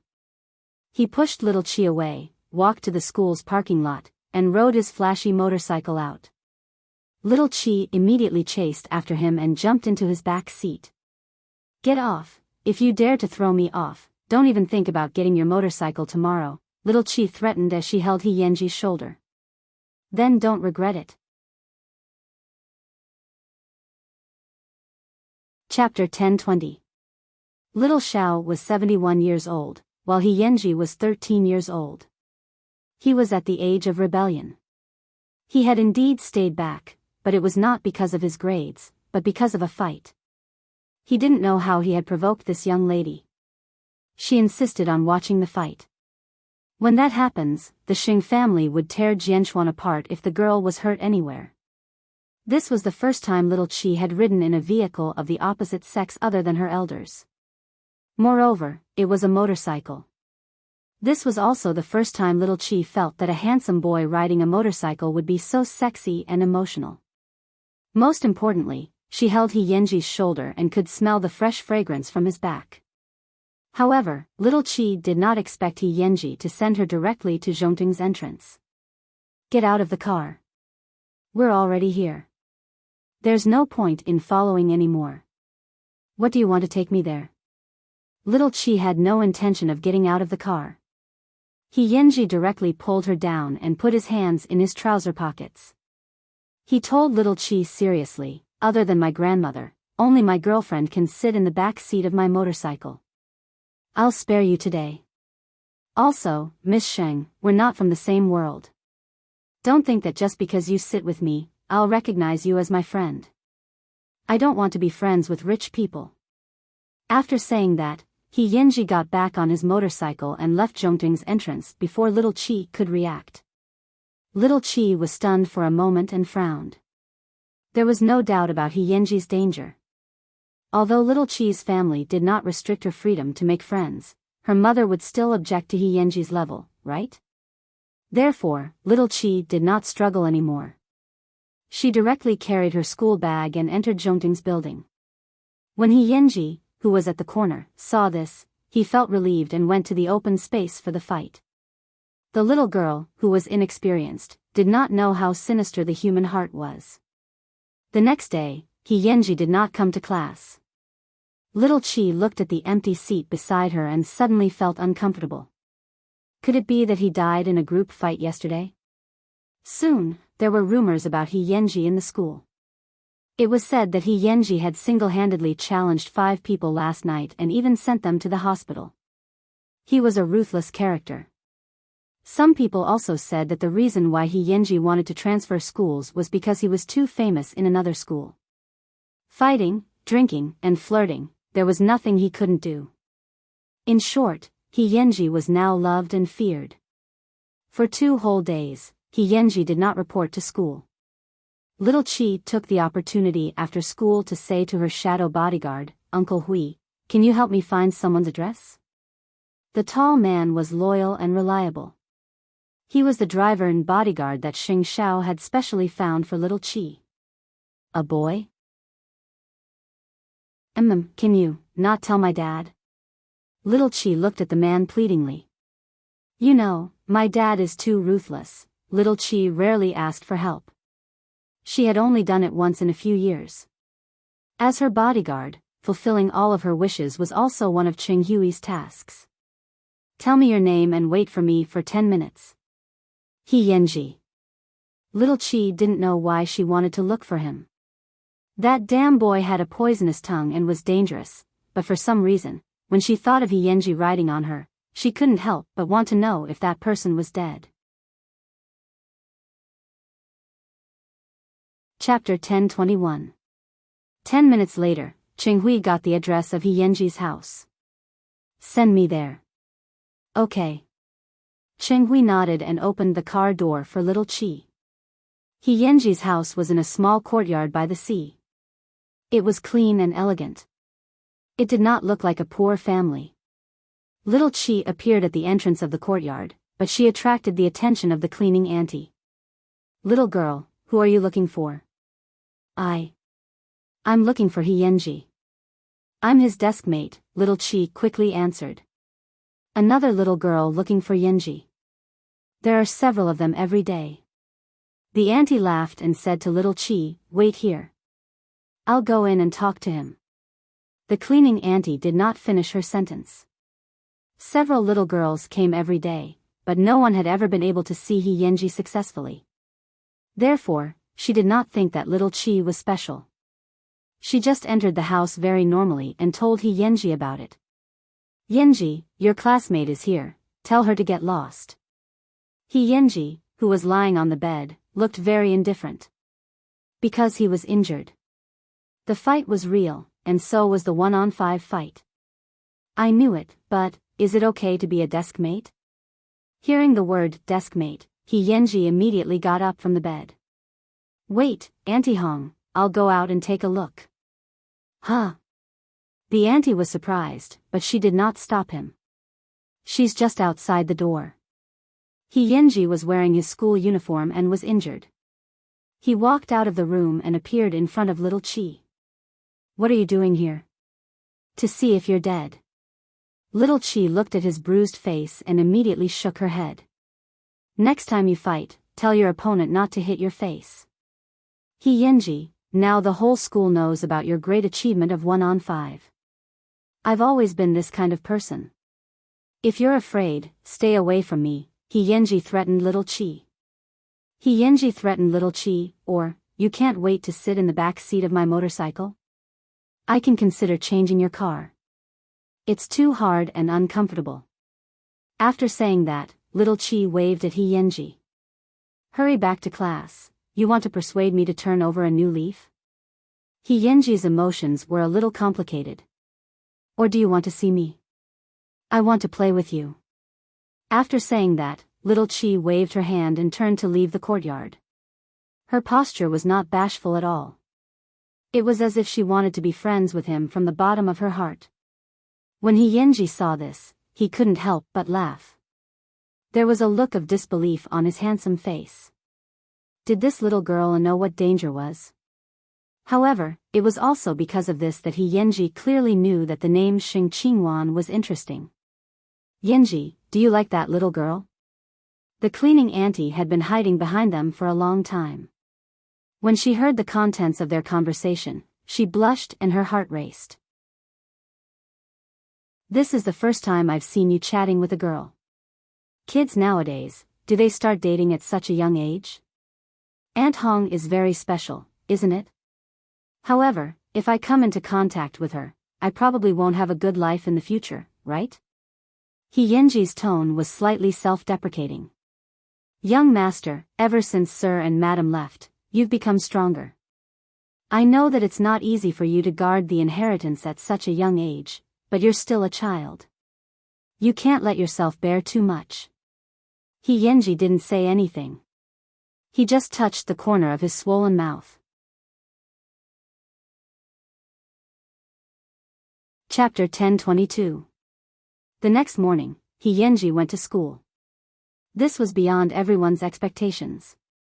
The wound on his face confirmed the rumors that he had indeed gotten into a fight, and it was 1-against-5.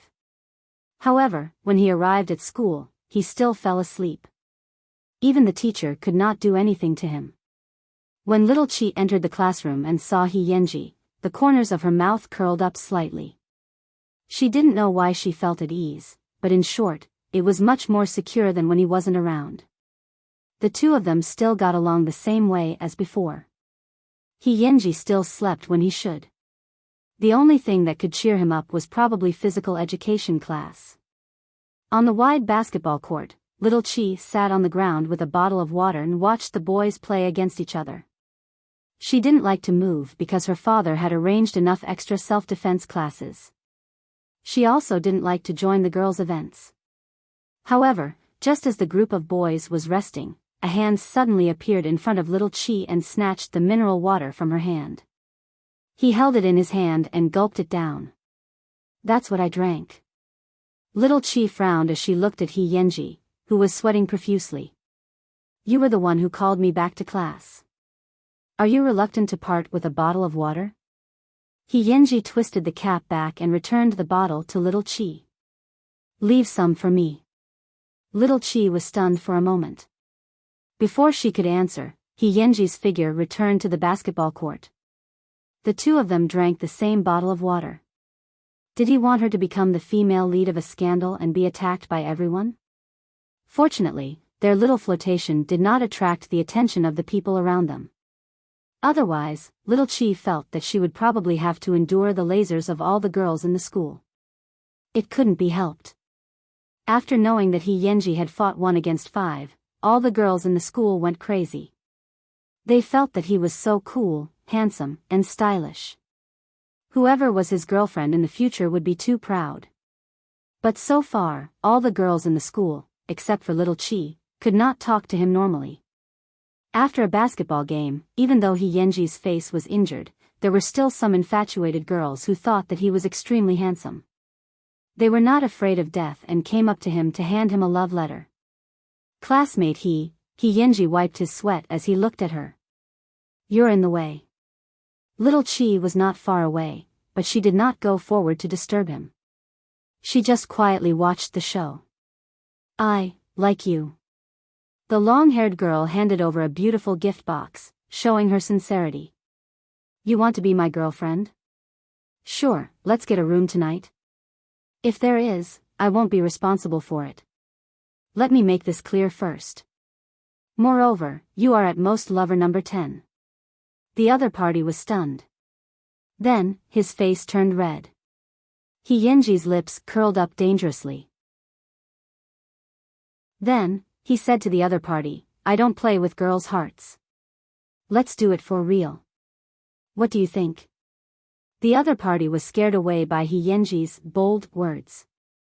Then, he returned to Little Chi's side, took the small bottle of mineral water, and drank it in one gulp. What's the excuse this time? Little Chi asked him. I said I wanted to sleep with her, Yenji replied teasingly. In the end, who knew that she wouldn't be scared? Other little girls just want to write love letters and hold hands with you. At most, they just want to hug and kiss you. You're so fierce the moment you come. Who wouldn't be afraid? What about you? Yenji threw the bottle of mineral water into the trash can and asked her with a faint smile. Chapter 10:23. As for me, I know you just like to have sex. Actually, you wouldn't do that at all. Little Chi shrugged. You're wrong. I would really do that. It's just that I'm not so hungry that I want to sleep with anyone. Yenji walked to Little Chi's shoulder and whispered into her ear, if it's you. I might not be able to control myself. Seeing his naughty smile, Little Chi ignored him and pushed his head away. That's enough. You're an innocent little virgin who still has your first kiss. You just like to put on a show. How do you know I still have my first kiss? Yenji sat down on the ground with a faint smile on his face. Didn't you leave it for me? Little Chi asked matter-of-factly. If you kiss someone else, then I don't want it anymore. Yenji's heart skipped a beat because there had never been a girl who could ignore his teasing. Instead, she could naturally tease him back. Yuxing family members are quite bold. Why don't we find a small forest and do it? When Little Chi heard this, she kicked him. Quit while you're ahead. In fact, the two of them were just putting on a show. Their hearts were filled with guilt. Yenji sat on the ground and laughed heartily. It had been a long time since he had laughed so heartlessly. However, because of this incident, the news of Yenji sleeping with girls and having a messy private life gradually spread. There were even more exaggerated rumors that he had already gotten several girls pregnant. When Little Chi heard these rumors, she was quite helpless.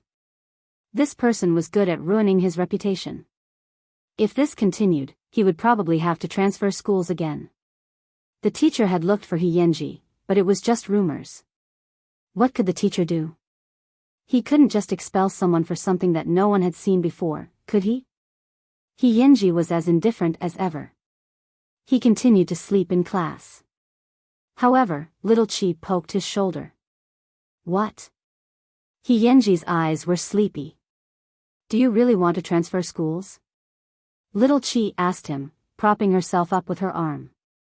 You live by the sea. Why do you care so much? Yenji felt that this kind of question was very boring. If you don't want to transfer schools, can you not make yourself into a heinous scum of society? Little Chi glared at him. I don't want you to get lost before I even gave my first kiss. After Yenji heard this, he rubbed his fluffy hair. I owed you in my previous life. Who told you to cherish my first kiss? Yenji asked, are you sure that I'm the one who cares about you and not you? Whatever. Anyway, if you leave, I'll have a new desk mate. Little Chi looked indifferent. She tidied up her stationery and packed her school bag. Yenji took a deep breath and only said 2 words to Little Chi, troublesome. Then, he lay down on the table and fell asleep again. He had transferred schools 3 times and had to repeat a year. When had he ever cared about these rumors? As for his friends, they had always been hooligans. Smoking and flirting with girls had always been the norm. His first kiss was still there, but it did not mean that he had never been in contact with girls. But even the person who almost became his girlfriend didn't ask for so much from him. However, this little girl made him so impatient, and he had no choice but to pay attention to her. Therefore, the next day, the rumors in the school actually lessened a lot. This was because after Yenji put it down, he delayed his own time to go home. He blocked the person who spread the rumors in the bathroom and took good care of him. Chapter 10:24. In fact, the rumors were not spread by those boys, but they were unlucky. When they went to the bathroom, he happened to hear them talking about Yenji. Do you think Yenji really played with girls? Didn't the people outside say it? He got a few pregnant. He's really a god. Without parents' upbringing, wouldn't he be so despicable? With a loud bang, the bathroom door was suddenly opened. Then, the three boys saw Yenji's scowling face. Since you know that I don't have parents' upbringing, you still dare to talk behind my back? When the three boys saw the wound on his face, they immediately shrunk into a ball. Do you want to go to the hospital that badly? No. The three of them waved their hands at the same time. Have you seen me play with women? No. No. The three of them seemed to be trembling with fear. Yenji suddenly stopped talking. He went forward and grabbed one of the boys' school bag. He saw his class and name. Listen up, I didn't get a woman pregnant, and I'm not interested in those pure primary school students in school. If I hear you make up nonsense again, tomorrow will be your death date. Do you understand? The three of them nodded non-stop. Don't blame them for being afraid. Yenji was a little taller to begin with. In addition to his intimidating aura, the students did not dare to move at all, afraid that they would be beaten up. They only dared to breathe after Yenji left. Oh my god, I almost peed my pants. Why didn't you guys dare to go up just now? You're still talking about me. He fought 1 against 5, and they were all people from society. We have small arms and thin legs. Let's admit defeat. As a result, the next day, Little Chi rarely heard rumors about Yenji playing with girls. However, another rumor popped up. That was, Yenji blocked the person who spread the rumor in the bathroom and taught him a lesson. Why was every rumor about him so fierce? Little Chi shook her head in disbelief. He actually took her words to heart. Although, he was still sleeping on the table as usual. Regardless of whether he played with women or not, he was still fierce. Most people in the school would take a detour when they saw him. If there was a fight in the school, everyone would have a conditioned reflex. Yenji fought again. However, the person involved did not care. He just slept soundly on the table. Not long after, the school bell rang. However, the homeroom teacher announced that in order to keep up with the neighboring schools, they would also have to study at night from tomorrow onwards. Little Chi didn't have any objections. Anyway, it didn't matter where they played. However, her gaze naturally landed on the god of sleep. It's time for evening self-study. You hear me? Go. Yenji propped up his head but yawned. It's good to do bad things at night. For example? Little Chi asked.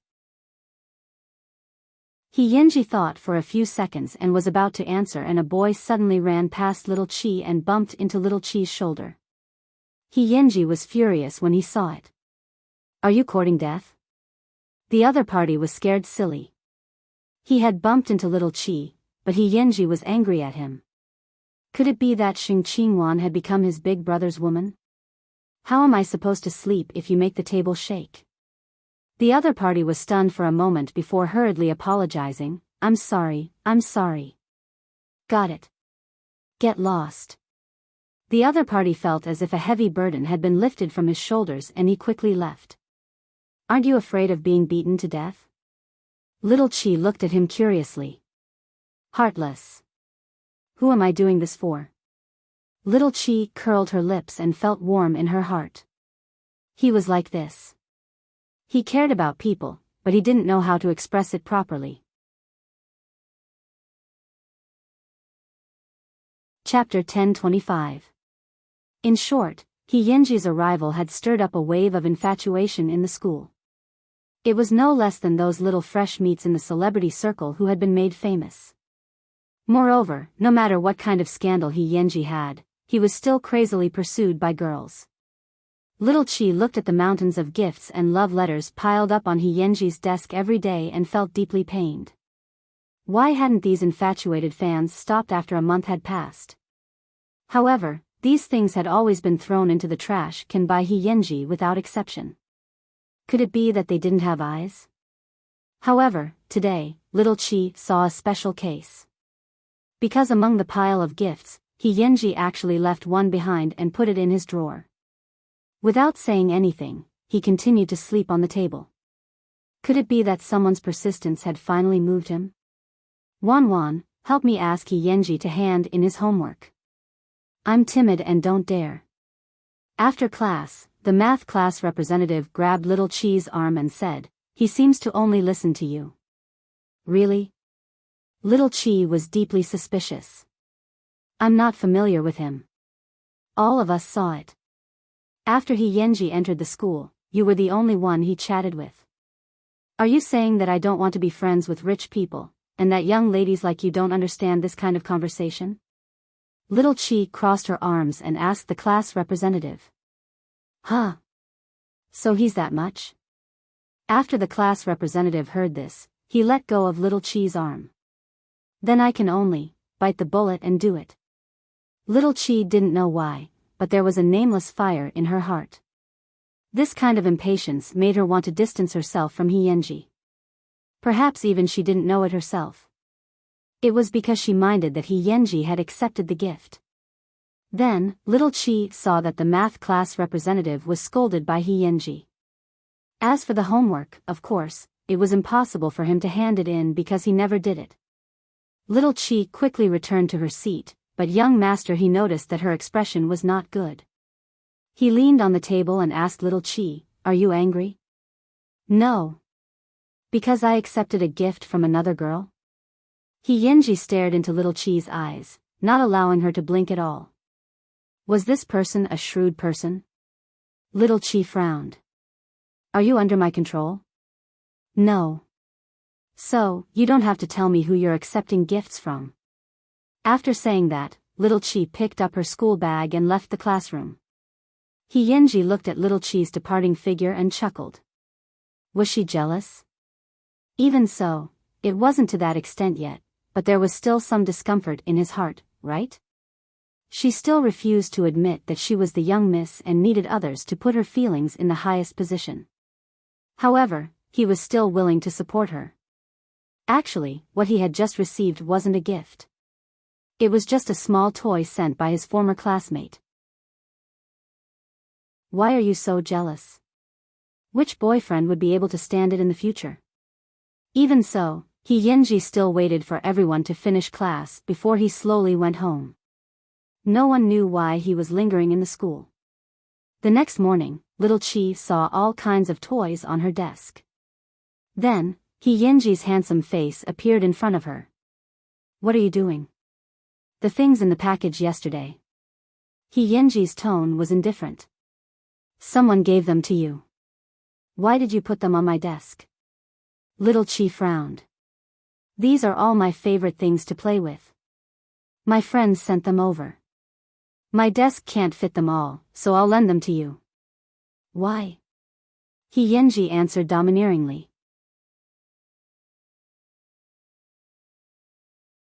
Chapter 10:26. Showing off for no reason. Who allowed it?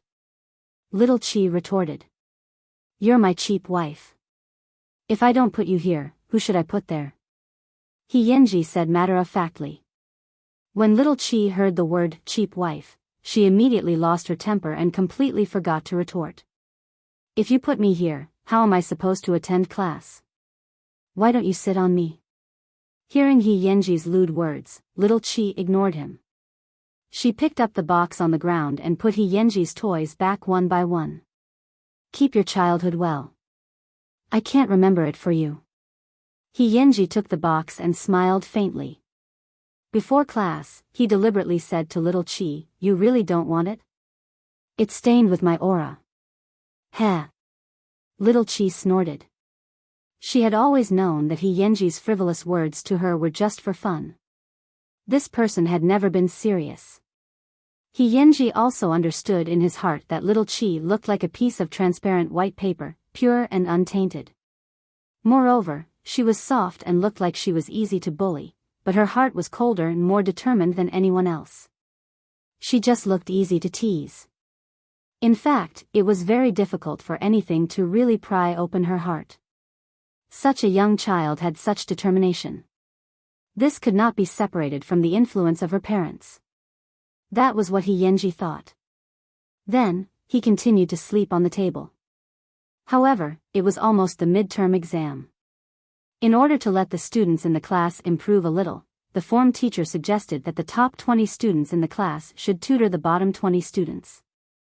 After the form teacher suggested this idea, little Chi immediately felt many pairs of eyes looking at he Yenji, who was lying on the table. It seemed that they all wanted him to tutor them. I have a list in my hand. It's randomly arranged. My goal is to hope that you can help each other. Student He, don't sleep anymore. Don't even think about running away from this tutoring. It's time for you to interact with the students in the class.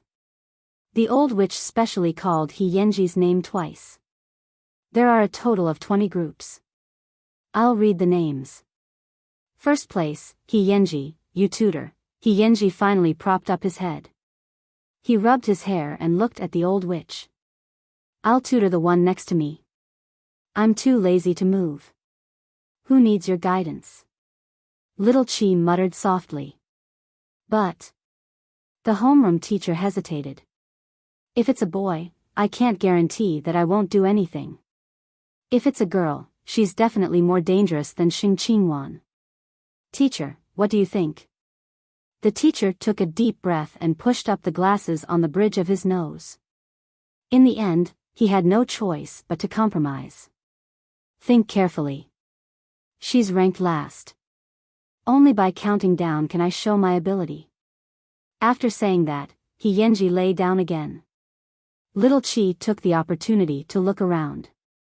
The girl's eyes were filled with jealousy, as if they wanted to tear her apart. However, little Chi was not modest at all. Who asked the first place to take a fancy to her? No matter how others looked at her, she would act as if she didn't see anything. After the homeroom teacher read out the name list, he placed his hands on the table and said, from now on, the evening self-study session will be the time for you to tutor each other. There's still half a month before the midterm exams. I hope that the average score of our class can increase by a few places. We won't always be last, especially for certain students. Little Chi, what's wrong with the countdown? You don't allow people to get bad grades? It's not like I've eaten your rice. Bookmark for easier reading. Chapter 1027. At 7 p.m., the evening self-study session began as scheduled. Little Chi looked at he Yenji beside her and couldn't help but roll her eyes. Why do you have to do this? The commissary in charge of studies is staring at you eagerly. He Yenji slept until he had a headache. He finally propped himself up and looked at little Chi. Which subject is the worst? As he spoke, he Yenji pulled out little Chi's workbook. After observing her handwriting, he only said one thing, is your handwriting dog-paddled? Little Chi was speechless. Did I beg you to tutor me? I think I'll go find the second best student. He'll be very happy. Little Chi immediately snatched the workbook and was about to get up, but he Yenji stopped her. Forget it, forget it. You have to train your own wife. There's no need to ask someone else for this kind of thing. After saying that, he Yenji flattened little Chi's workbook. You're good at physics and chemistry, but you don't know shit about words. You're the one who doesn't know shit. You're eloquent. Can you pass Chinese and English? Little Chi immediately fell silent. She had really inherited this from Muchichi. She could do anything, but don't ask her to write an essay. She could write an essay full of loopholes. I have a way to guarantee that your language skills will improve rapidly. Do you want to try it? Yenji held on to Little Chi's chair and asked tentatively. Write me a love letter every day. After hearing that, Little Chi immediately punched Yenji. Yenji laughed heartily and grabbed her little fist. How about this? If you can write me a love letter, I'll bring you along in the next group fight. Little Chi pulled her hand back and snorted. There are so many love letters in your desk. Are you missing one from me? It's not missing. I'm only looking forward to yours. Then why don't you write one for me first and give me a demonstration? Little Chi countered. Yenji knew that this little girl looked dumb, but she was actually very shrewd. I've never written one. When Yenji said this, he was in high spirits. After all, he had been handsome for so many years. It had always been women chasing after him. There's always a first time for everything. All the best. After saying that, Little Chi put away her exercise book. Was the daughter of the Xing family a pushover? Humph. Well, let's put language aside for now. English shouldn't be bad, right? After all, he was born in a wealthy family. Wasn't English the standard? Aya, go back to sleep. Little Chi found him very annoying. How could she not understand English as Xing Zhao's daughter? Every time she took an English exam, she would use it to test her luck and see how many of the multiple-choice questions she could guess correctly.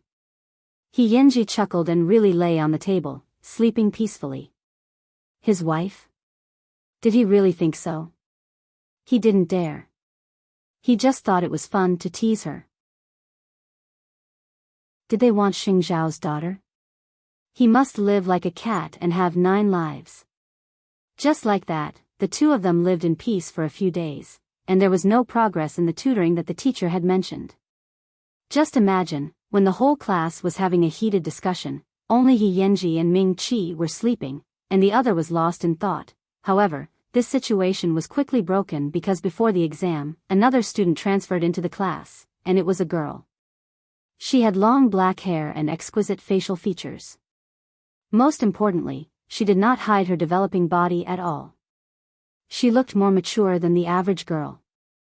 After she entered the class and introduced herself, the first thing she did was to ask the teacher, "Teacher, can I sit with classmate he? After all, we used to be classmates." Chapter 10:28. After hearing the pretty girl's application, all the students in the class reacted. She was most likely here for Yenji. She had transferred all the way here for Yenji. If this wasn't love, what was there to be sad about? After the old witch heard this, she pushed the glasses on the bridge of her nose. It would have been fine if the person sitting next to Yenji was an ordinary person, but it had to be Little Chi. Even if she was last, she was still the daughter of the Xing family. Changing seats depended on Little Chi's opinion. However, in the eyes of the entire class, if Little Chi didn't change seats, it would be too unkind. After all, the girl had already chased him all the way here. Therefore, all the students in the class looked at Little Chi. However, Little Chi lowered her head and tidied up the stationery in her stationery box. What was wrong with her? She had been sitting here for almost a year. Why did she have to give in when others liked her? Can I? Yenji? The girl was asking Yenji this question. This made Little Chi even angrier. The seat was hers. Why did she need someone else's permission? Who was spoiled?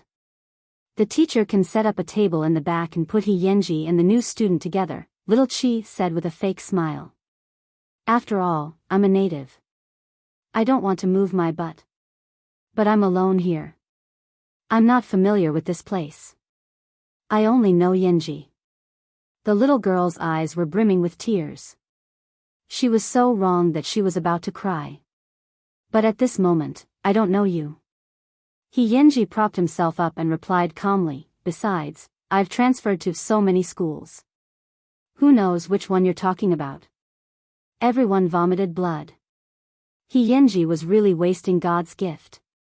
Another little beauty who was like a moth flying into a flame. After the teacher heard this, she arranged for the little beauty to sit in the middle of several rows away from the two of them. However, the little beauty's gaze never left He Yenji. From the looks of it, she really knows you, Little Chi said calmly. Little Chi said calmly, originally, I also wanted to be an adult, but I don't like to be modest, especially when it comes to white lotuses. So, even if you want to catch up with the little beauty, you can only wait until after school. After He Yenji heard Little Chi's words, he immediately raised his head and looked at her. Can I understand that you're jealous? Who cares about you? Little Chi snorted and didn't buy it. However, He Yenji reached out under the table and held Little Chi's fist. You're quite jealous. Let go. Little Chi exploded. The first kiss is mine. What's wrong with holding hands? He Yenji didn't think much of it. Little Chi reached out and pushed him away. Then, she carried her bag and walked out of the classroom. He Yenji was stunned. Could it be that he had teased her too much? He really wanted to restrain himself, but his heart couldn't help it. Just like that, Little Chi left the classroom without saying goodbye. A moment later, a delicate figure sat in Little Chi's seat. He Yenji's voice became dangerous and cold. Move your legs away from the chair immediately. The little beauty who was being fiercely looked pitiful. This is just a position. Not just anyone can stay by my side. After saying that, He Yenji also carried his bag and left the classroom. The little beauty's name was Enruoli. Her family background was not bad. She had indeed been in the same school as He Yenji in the past. Moreover, she had transferred schools because of him. However, He Yenji had never looked at her in the eye. Never.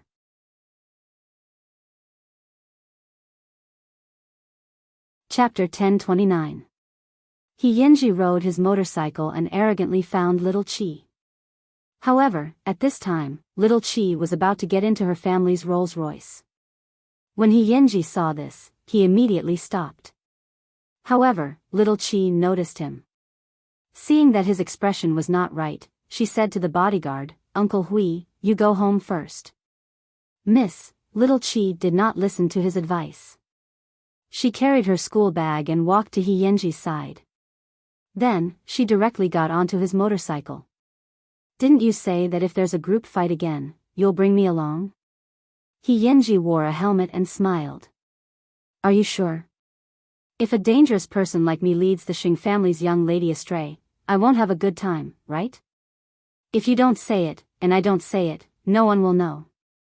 Little Chi held his shoulder and said. Take your wife somewhere else to review her lessons. After saying that, He Yenji started the motorcycle and brought Little Chi to the billiard hall. Seeing that she looked unfamiliar, he smiled. This is your first time here, right? Indeed. Little Chi looked inside. It was a little murky. However, this was a place where gangsters stayed for a long time. Little Chi had seen police movies before. If you're not used to it, just say it. I'll send you back to your world. Little Chi pretended not to hear him and went straight into the hall of the billiard bar. When the boy beside her saw such a beautiful girl, he couldn't help but whistle at her. However, following He Yenji's actions, the people around him immediately did not dare to act rashly. This was because He Yenji very naturally put his arm on Little Chi's shoulder. It was as if he was swearing sovereignty. Brother He, hello, Brother He. Along the way, they were all greeting him respectfully. A 13-year-old boy actually made a person in his early 20s bow to him? It was really magical. Brother He, this is your first time. The curator of the billiard hall looked at Little Chi meaningfully and said to He Yenji. Little girlfriend? Wrong, it's my wife, He Yenji answered sloppily. So beautiful. What service do you need? Hearing this tone, Little Chi frowned. Just give me a private room, He Yenji said lightly. Okay. The curator looked at He Yenji and smiled ambiguously. The people around him also revealed meaningful looks. Little Chi was calm and composed. She didn't have the self-awareness of being Big Brother's woman at all. She was only curious about these people's entertainment. However, after entering the private room, she was stunned. Because He Yenji directly grabbed her bag and poured out her homework. Do it here. The people outside all thought that Higu brought a little girlfriend to do something bad. In the end, he was doing his homework in the private room. Homework. Why, are they all afraid of you? Little Chi sat on the scarlet sofa and asked. Because I've been beaten. He Yenji answered calmly and sat down on the table. Can I get into the top 10 in the midterm exam? Why do you care? Everyone outside thinks that we're kissing inside. Do you think I'm in charge of you? He Yenji pointed outside the door and asked Little Chi, can't you take the exam properly? Why do I feel like I've fallen into your wolf's den? Little Chi frowned and pouted. I'm just asking you to do your homework. Am I not pure? He Yenji opened her homework book. You have to know that if I really want to do something to you, even if your father comes out, he might not be able to settle it immediately. Chapter 10:30. You want to sleep with me? Little Chi raised her head and asked He Yenji, who was sitting at the table. He Yenji heard her say this sentence casually and felt a headache coming on. Have you asked anyone else this question? Little Chi shook her head. Be good, you're a little girl. Don't be so explicit. After saying that, He Yenji stroked Little Chi's hair. After you finish the homework I arranged for you today, I'll take you out to play. Moreover, it won't be the same every night. Do you want it? Little Chi lowered her head and thought for 2 seconds. Finally, she nodded. Pinky promise. Oh no, my future wife is very playful. He Yenji sighed. This little girl was really interesting. However, I reckon that your father will come looking for you soon. After Little Chi heard this, she immediately raised her hand. You guarantee my safety outside, and I guarantee your safety in front of my father. My wife, what do you think? After saying that, He Yenji jumped off the table handsomely. The sooner you finish it, the sooner you can play something new. For the first time, Little Chi was full of anticipation for her homework. Aren't you going to guard me here? I'm guarding you. What else are you going to do? After saying that, He Yenji reached out and opened the door of the private room. He said to the curator, Boss, help me keep an eye on her. Don't let anyone disturb her. Don't worry, young master He. No one can touch your people, the curator said to He Yenji as he wiped the cup. As the curator wiped the cup, he said to He Yenji, but aren't you accompanying your little girlfriend inside? She has something else to do. In the entire world, He Yenji was probably the only one who would bring the little girl to the billiard hall to do her homework. Little Chi's heart itched, especially when she secretly watched He Yenji play billiard through the gap. She wished she could tear the homework in her hands apart. A moment later, He Yenji put down the billiard cue and returned to the private room. He picked up Little Chi's homework and looked at it. His eyebrows immediately furrowed. You only got 2 right? Who told you to go out and play by yourself without me? After hearing Little Chi's words, He Yenji couldn't help but laugh. So you wanted me to guard you? You should have said so earlier. No, He Yenji didn't wait for her to refuse. He directly put down the pool cue and sat down beside Little Chi. You were the one who said that you wanted to play with me. If you really want to play with me, then focus on improving your grades. You and I both know that if you come out with me just to fool around, then the school and your parents will soon intervene. How awesome is it that I can lead the daughter of the Xing family astray? Little Chi was stunned. I promised to bring you to play with some good stuff. Can't you just do your homework properly?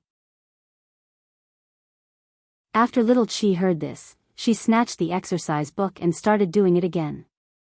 10 minutes later, she returned it to He-Yenji. Is this okay?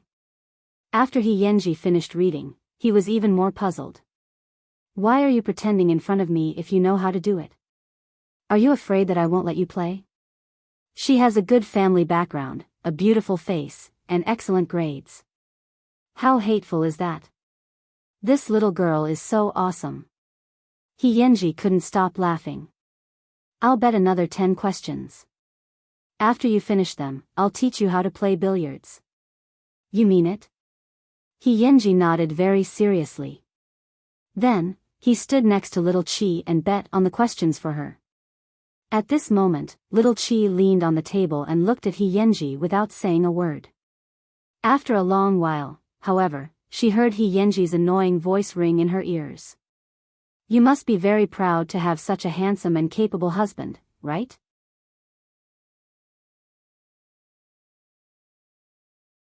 Chapter 1031. Little Chi's shadow bodyguard was outside the billiard hall, looking very helpless. Looking at the time, it was already 9:00 in the evening, but Miss Lin had not come out yet. It should be known that this place was full of crooks and honest people, and the social relations were extremely complicated. Thinking of this, Ching Hui could only bite the bullet and barge in, claiming to be little Chi's parent. The curator was in a dilemma. After all, if it were any other hooligan, he would have sent them away directly, but this was the little girl's parent. Therefore, the curator could only point to the private room where the two of them were. After Ching Hui heard that, his face darkened. He angrily walked over and kicked open the door of the private room. When he saw the scene inside, he was completely embarrassed. This was because his mistress was obediently sitting on the chair doing her homework, while He-Yenji was lying on the sofa reading words to her. For a moment, the scene was extremely awkward. Little Chi looked up at her bodyguard and immediately said, "Uncle Cheng, give me another half an hour. Also, pay for the broken door." Oh. Cheng Hui immediately left the room respectfully. When He-Yenji saw this, he laughed so hard that his shoulders kept shaking. He's your bodyguard? What? He's very powerful, a national champion in Sanda, boxing, and wushu. Little Chi raised her chin and answered, he's loyal, but a little honest. In the future, I will protect my wife. After saying that, He-Yenji threw away the English book in his hand. Let's go. I'll take you out for half an hour. Little Chi immediately packed up her stationery and school bag and walked out of the private room with He-Yenji. As for the others, they were also surprised. She thought the child's parents would be able to catch some erotic scenes when they went in, but she never imagined that the great young master he would actually bring the little girl to the billiard hall to do her homework. It's not impossible, right? Right? Then, He-Yenji brought little Chi to the side of the billiard table. He jumped onto the stage and told little Chi with a smile, I taught you these things. Don't tell your father. Huh? TSK, if my dad wants to know, he doesn't need me to tell him. As long as you follow the rules, he won't do anything to you. How am I unruly? He-Yenji jumped off the table. He held the billiard cue in one hand and little Chi's fist in the other. Does this count? Ching Hui's forehead twitched when he saw this. Should he stop it or not? Forget it, it was better not to go up. After all, his young mistress was also top-notch in martial arts. Since she did not resist, it meant that she did not hate him. You're so bad. Little Chi did not struggle because she found it new. He-Yenji turned around and wrapped his arms around her. Is this the first day you met me? If it's going to be bad, it's going to be bad thoroughly. However, little Chi grabbed his arm and threw him over her shoulder. Wow, everyone present was shocked. Someone actually dared to throw He-Yenji. Most importantly, she dared. He-Yenji sat on the ground, his posture handsome. I knew you were hiding it. Your own husband, yet you didn't go easy on him. Are you still teaching? Little Chi held the billiard cue and asked with her chin raised. Teach, what a difficult wild girl to tame. After saying that, He Yenji stood up. He did not do it on purpose and became serious. After all, he would definitely do what he promised. Cheng Hui stood to the side, his heart hanging in midair. These two ancestors were really living ancestors. How was he going to explain it to Master Xiao? However, he did not expect that when the time came, He Yenji would push little Chi to Cheng Hui. Go home, good child.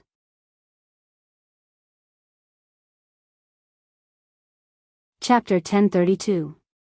Little Chi did not linger on anyone. She carried her school bag and walked to Cheng Hui. Let's go, Uncle Hui. Cheng Hui subconsciously glanced at He Yenji. He felt that this child was very bad, but he also felt that there was something different about him. After the two of them walked out of the billiard hall, Cheng Hui said to little Chi in fear, Miss, it's better not to come to such a dangerous place in the future. I won't be able to explain it to Master Xiao. You know that I won't lie. Moreover, that child, He Yenji, looks like a high-level criminal. Little Chi smiled calmly and said to Cheng Hui, just tell my dad the truth. Can I? Of course. Because the devil is your daughter, Uncle Cheng Hui. Only little Chi and He Yenji knew best that they were actually the same kind of people. She looked innocent and lively, but she was actually very mature. How could Master Xiao not know what his daughter was capable of? After little Chi returned home, Xing Xiao had just come out of the study. The father and daughter had a tacit understanding. Wait for me in the study. Where's Mom? She's out in the field. I'll pick her up later. Master Zhao's words were calm. Little Chi obediently entered the study. A moment later, she saw Master Xiao take Mu Chi-Chi's coat and return to the study to have a heart-to-heart talk with his daughter. Puppy love? No, I just think it's fun, little Chi immediately explained. You're not allowed to deal with He Yenji. Is your dad that free? Master Xiao frowned. I don't object to you having dealings with He Yenji, but you have to know your limits. Some things can only happen at the right age. If he can't even do this, I'll have to doubt your taste. Then, you won't care if he takes me racing, takes me to the billiard hall, or even more? You have your own bottom line. Xing Xiao trusted his daughter very much. I only have one request. You can't let your mother be sad. Your illness when you were 9 years old almost killed her heart. I don't want to repeat it a second time. I know. Little Chi nodded. I can't bear to. Go back to your room and rest. I'll go pick up your mother. I'll go too. Little Chi immediately raised her hand. Dad, are you relieved? When I was young, I always wanted to marry you. Nonsense. Master Xiao did not object to little Chi and He Yenji's interaction. What did this mean? He had already investigated He Yenji's 18 generations of ancestors. Moreover, he had also carefully studied He Yenji as a person. Of course, it was only limited to the two of them. If he wanted to do anything else, that would depend on his ability. Most importantly, He Yenji had more or less the shadow of him from back then. He would never misjudge a person. Some people might seem bad or unreasonable, but in fact, the fanaticism in his heart was unimaginable. As for whether He Yenji was really as he had imagined, only time would give him the answer. After a while, the father and daughter sat in the car and chatted. Dad, why don't you like me playing with Tang Xiaobao? There's nothing I don't like. Serious people are boring. I can't bring you to experience a different life.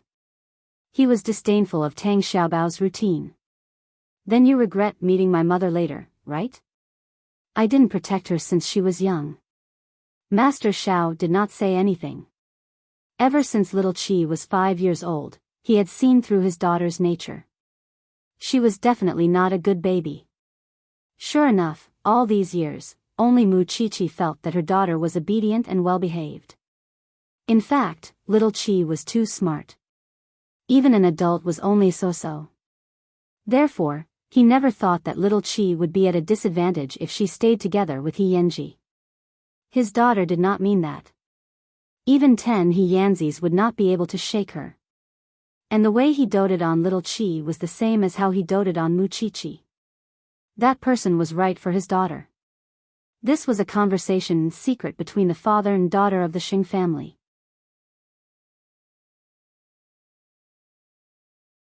Chapter 1033. The next day in class. He Yanji and little Seven acted as if nothing had happened.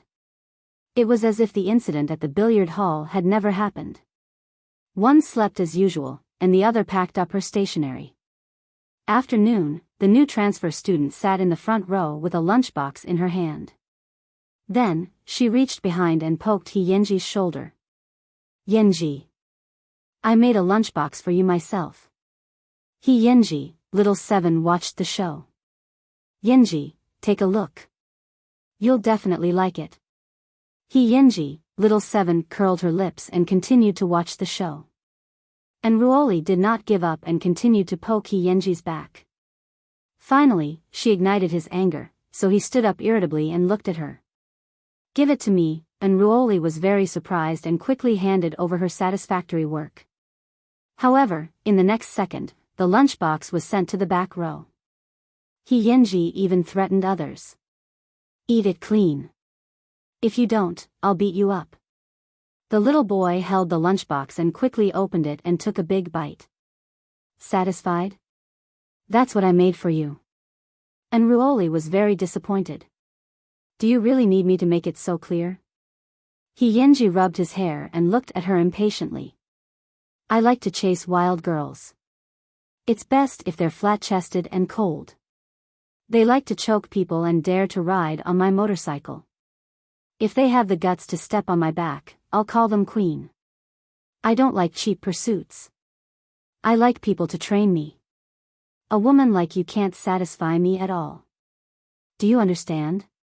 Flat-chested, frigid. Little Seven immediately rolled her eyes. "Your whole family is flat-chested." After hearing He Yanji's request, the other party immediately vowed, "I can learn." He Yanji was unmoved. He even revealed a playful expression. Then, he tilted his head and said to Xing Qingwan, "Slap me." Little Seven had to satisfy such a request. Therefore, she immediately raised her hand and slapped him without hesitation. Of course, she couldn't slap a man's face, so her palm landed on He Yanji's neck. The surrounding people were instantly stunned. Perhaps only little Seven would dare to treat He Yanji like this. "Do you think you can learn this? Let me tell you, the more she hits me, the more excited I get. I'm that kind of pervert. Go home and rest." After saying that, He Yanji lay down again and continued to sleep. And Ruoli looked at He Yanji, then at little Chi. His gaze kept wandering between the two of them. However, little Seven acted as if nothing had happened and shrugged. "Why are you looking at me?" He asked for it. "I like him. How could I hit my lover?" Little Chi took a long breath. "Classmate, I hit him.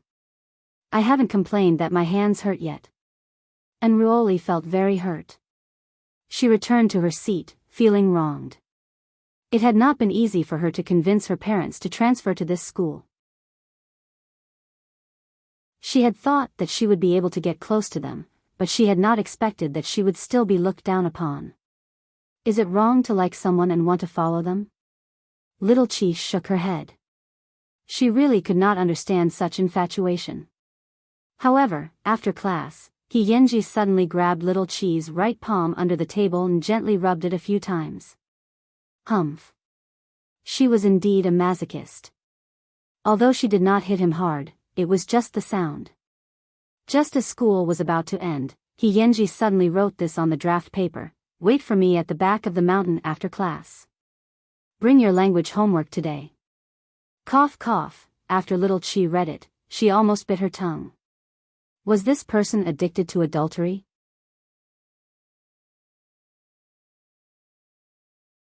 Chapter 1034.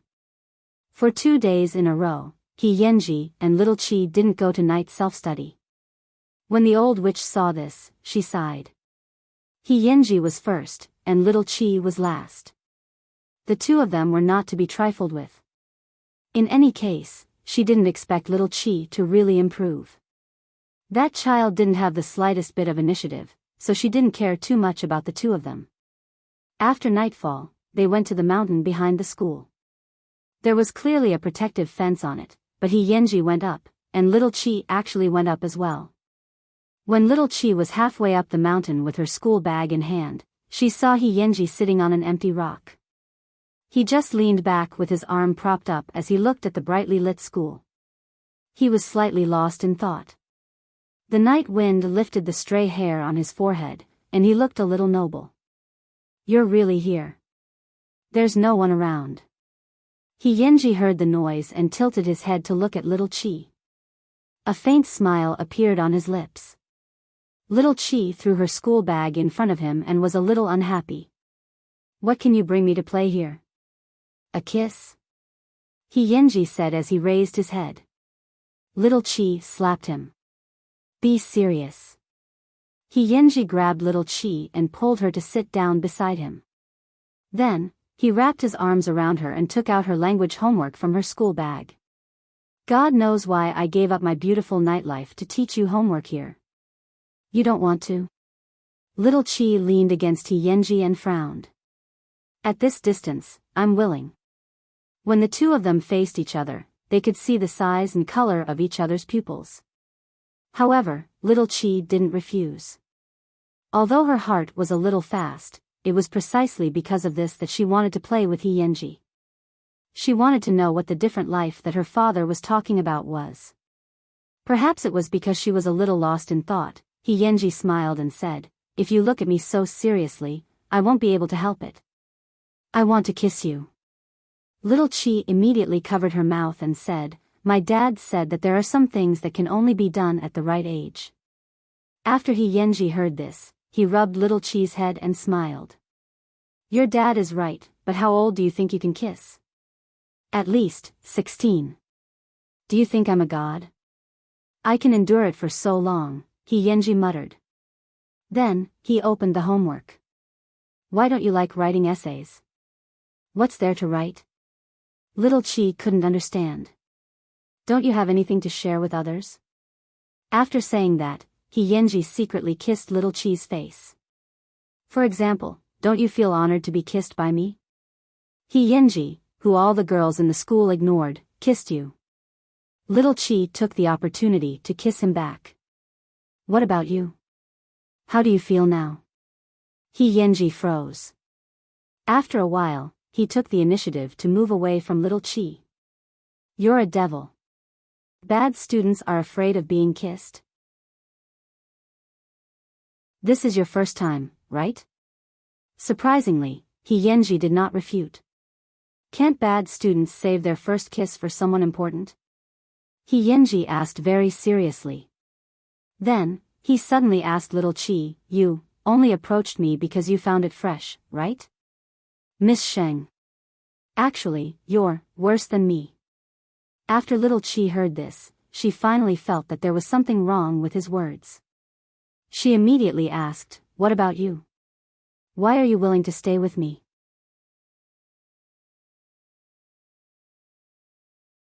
Chapter 1035. It's fun.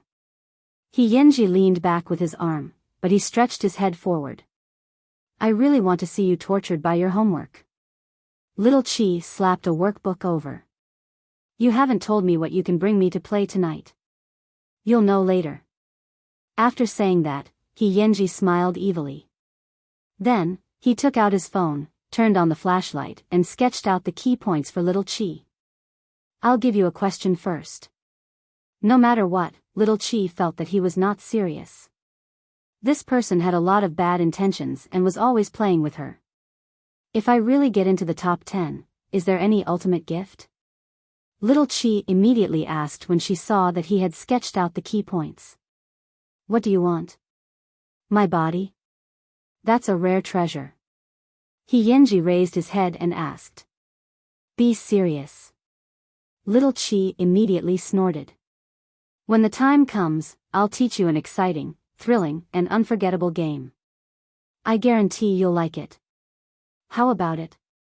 He Yenji made his conditions. What good will it do you if I get into the top 10? You're working so hard.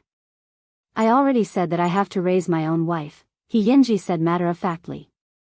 He Yenji said matter-of-factly. Then, he returned the textbook with the key points to Little Chi. Go memorize it. Little Chi looked at He Yenji in confusion. This person was really unpredictable. He was naturally bad, but he was full of bottom line for her. He liked to tease her, but he also liked to help her. He was really a contradiction. Just as the two of them were exchanging textbooks, a slightly plump security guard with a flashlight caught up to them while whistling.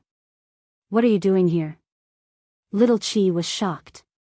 He Yenji, on the other hand, was used to holding Little Chi's hand. Run. Do you want to be caught and given a big demerit in front of the whole school? Is this the thrilling excitement you were talking about? Little Chi couldn't help but look back as He Yenji pulled her. She saw two security guards chasing after them. I like to see Miss Jiao panic in my arms. After saying that, He Yenji jumped out of the fence with Little Chi. Stop, which class are you from? How dare you date here? When I catch you, I'll definitely expel you. Hold it right there. Students nowadays are getting bolder and bolder. In fact, both of them were squeezed into the gap between the two walls. He Yenji supported himself with his arm and covered Little Chi's mouth. He was afraid that her breathing would attract the two old things. It wasn't until the footsteps of the two security guards were far away that he let go of Little Chi and smiled. Don't be nervous, they've left. Little Chi immediately kicked him. Try taking advantage of me again. He Yenji took the kick and grabbed Little Chi's wrist. Then, he pulled her into his arms and hugged her tightly. This is what you call taking advantage of, my stupid miss. Little Chi's face immediately turned red. Let go. Since you want to play with me, you won't be able to go back to your peaceful life, Xing Qingwan. With that, He Yenji finally let go of Xing Qingwan. Little Chi was slightly stunned because she felt the warmth that He Yenji had left behind. Soon, He Yenji disappeared into the small crack, leaving Little Chi standing alone in the crack, lost in thought. Could this be what Dad meant by a different life? Subconsciously, Little Chi touched the position of her heart. Bang, bang, bang, her heart was beating fast. Because there was no one else as dangerous as He Yenji.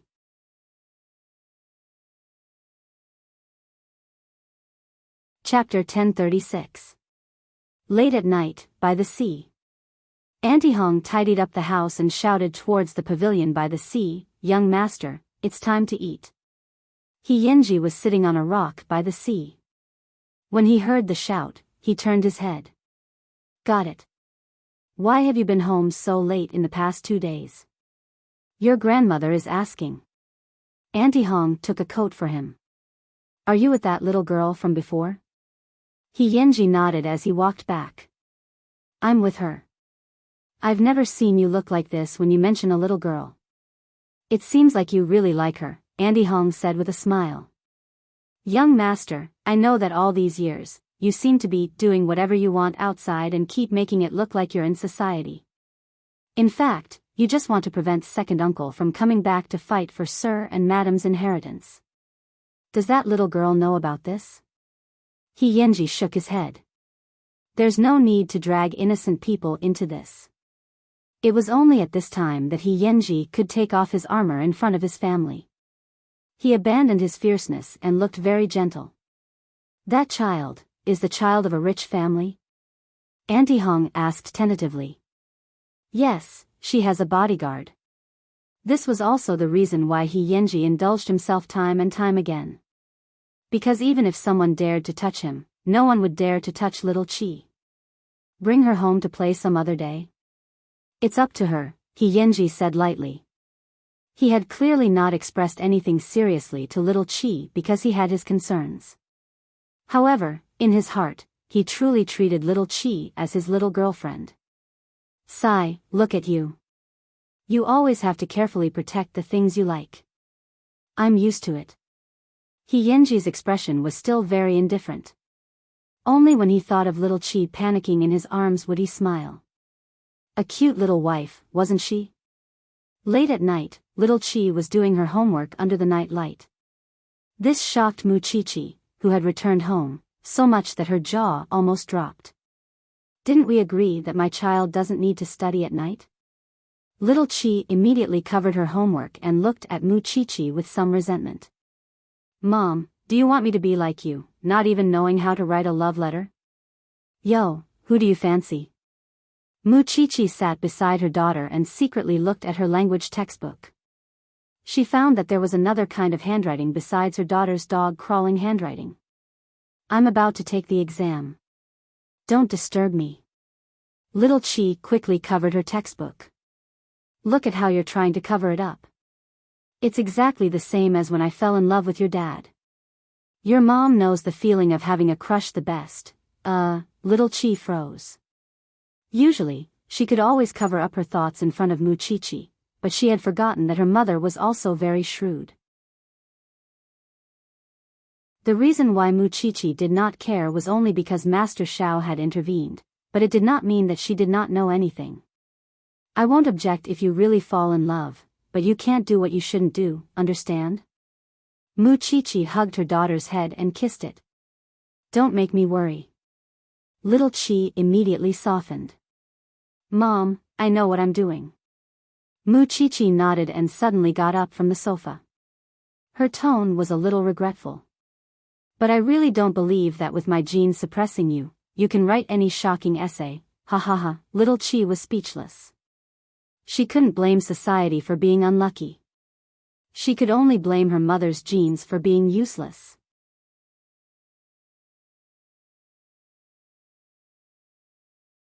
Chapter 1037.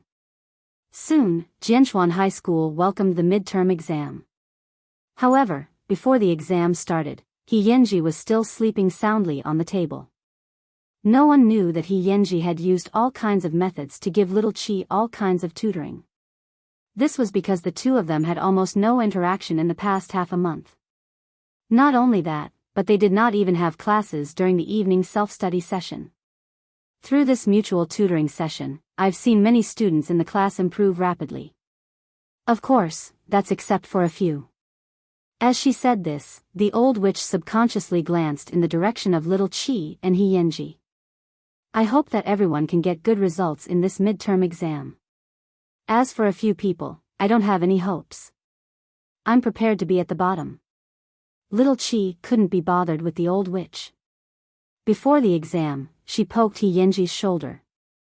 When are you going to fulfill your promise to me? Yenji thought for a moment and supported his chin with his palm. He looked at little Chi cynically. You can't wait to be alone with me? Be serious. Little Chi leaned against his arm with her elbow. On the day the exam results come out, Yenji answered her with a serious expression. It's a deal. The next day, the midterm exam was held in the middle school. As someone who had to hand in her papers early every time, this time was no exception. However, just as she walked out of the classroom, she saw Yenji walking out of another classroom. He was still handsome and cool, looking as if he didn't want to talk to anyone. Soon, he brushed past little Chi. Little Chi took out her phone and sent Yenji a text message. See you tonight? Tonight. I'm going to see another girl, Yenji replied quickly. Little Chi looked at Yenji's back and frowned without saying anything. She couldn't understand this man. This was the second mystery in her life. The first was her father, and the second was Yenji. He was always near and far, making it hard for people to figure him out. Little Chi felt uncomfortable, but she didn't know that the feeling of inexplicable anger when she thought of Yenji was called jealousy. On the second day after the exam, Yenji disappeared. He didn't even come to class. The school had another rumor about him. This time, it wasn't about fighting. It was just that they saw him take a girl to the hospital. No one dared to mention the obscure part. After all, Yenji had warned them seriously. No one dared to provoke such a dangerous person. Little Chi held her phone and did not take the initiative to contact him. It was not until 3 days after Yenji disappeared that he sent her a text message. After school, on the mountain behind the school. I want to see my wife. Who cares about you? After school, Little Chi got into her family's limousine. However, throughout the entire process, Little Chi was restless. Miss, what happened? Cheng Hui saw that she wanted to say something but hesitated, so he quickly asked, did that brat Yenji make you angry? Uncle Hui, let's turn around and go to school. Little Chi suddenly changed her mind. Although Cheng Hui didn't understand, he still brought Little Chi back to school. At that moment, the sky was already dark. When Little Chi climbed up the back mountain, the entire night sky was already revealed. Yenji, with a face full of injuries, was sitting on a white rock. When he saw Little Chi appear, he immediately smiled. I knew you couldn't let go of me. I saw you get into the car from here. Another fight? Little Chi crossed her arms and looked at him calmly. Yenji couldn't stand her coldness, so he grabbed her arm and pulled her into his arms. Little girl, are you made of ice? You're tuning into the Romantic Tales YouTube channel. Don't forget to subscribe and join us on this journey to catch the most captivating stories.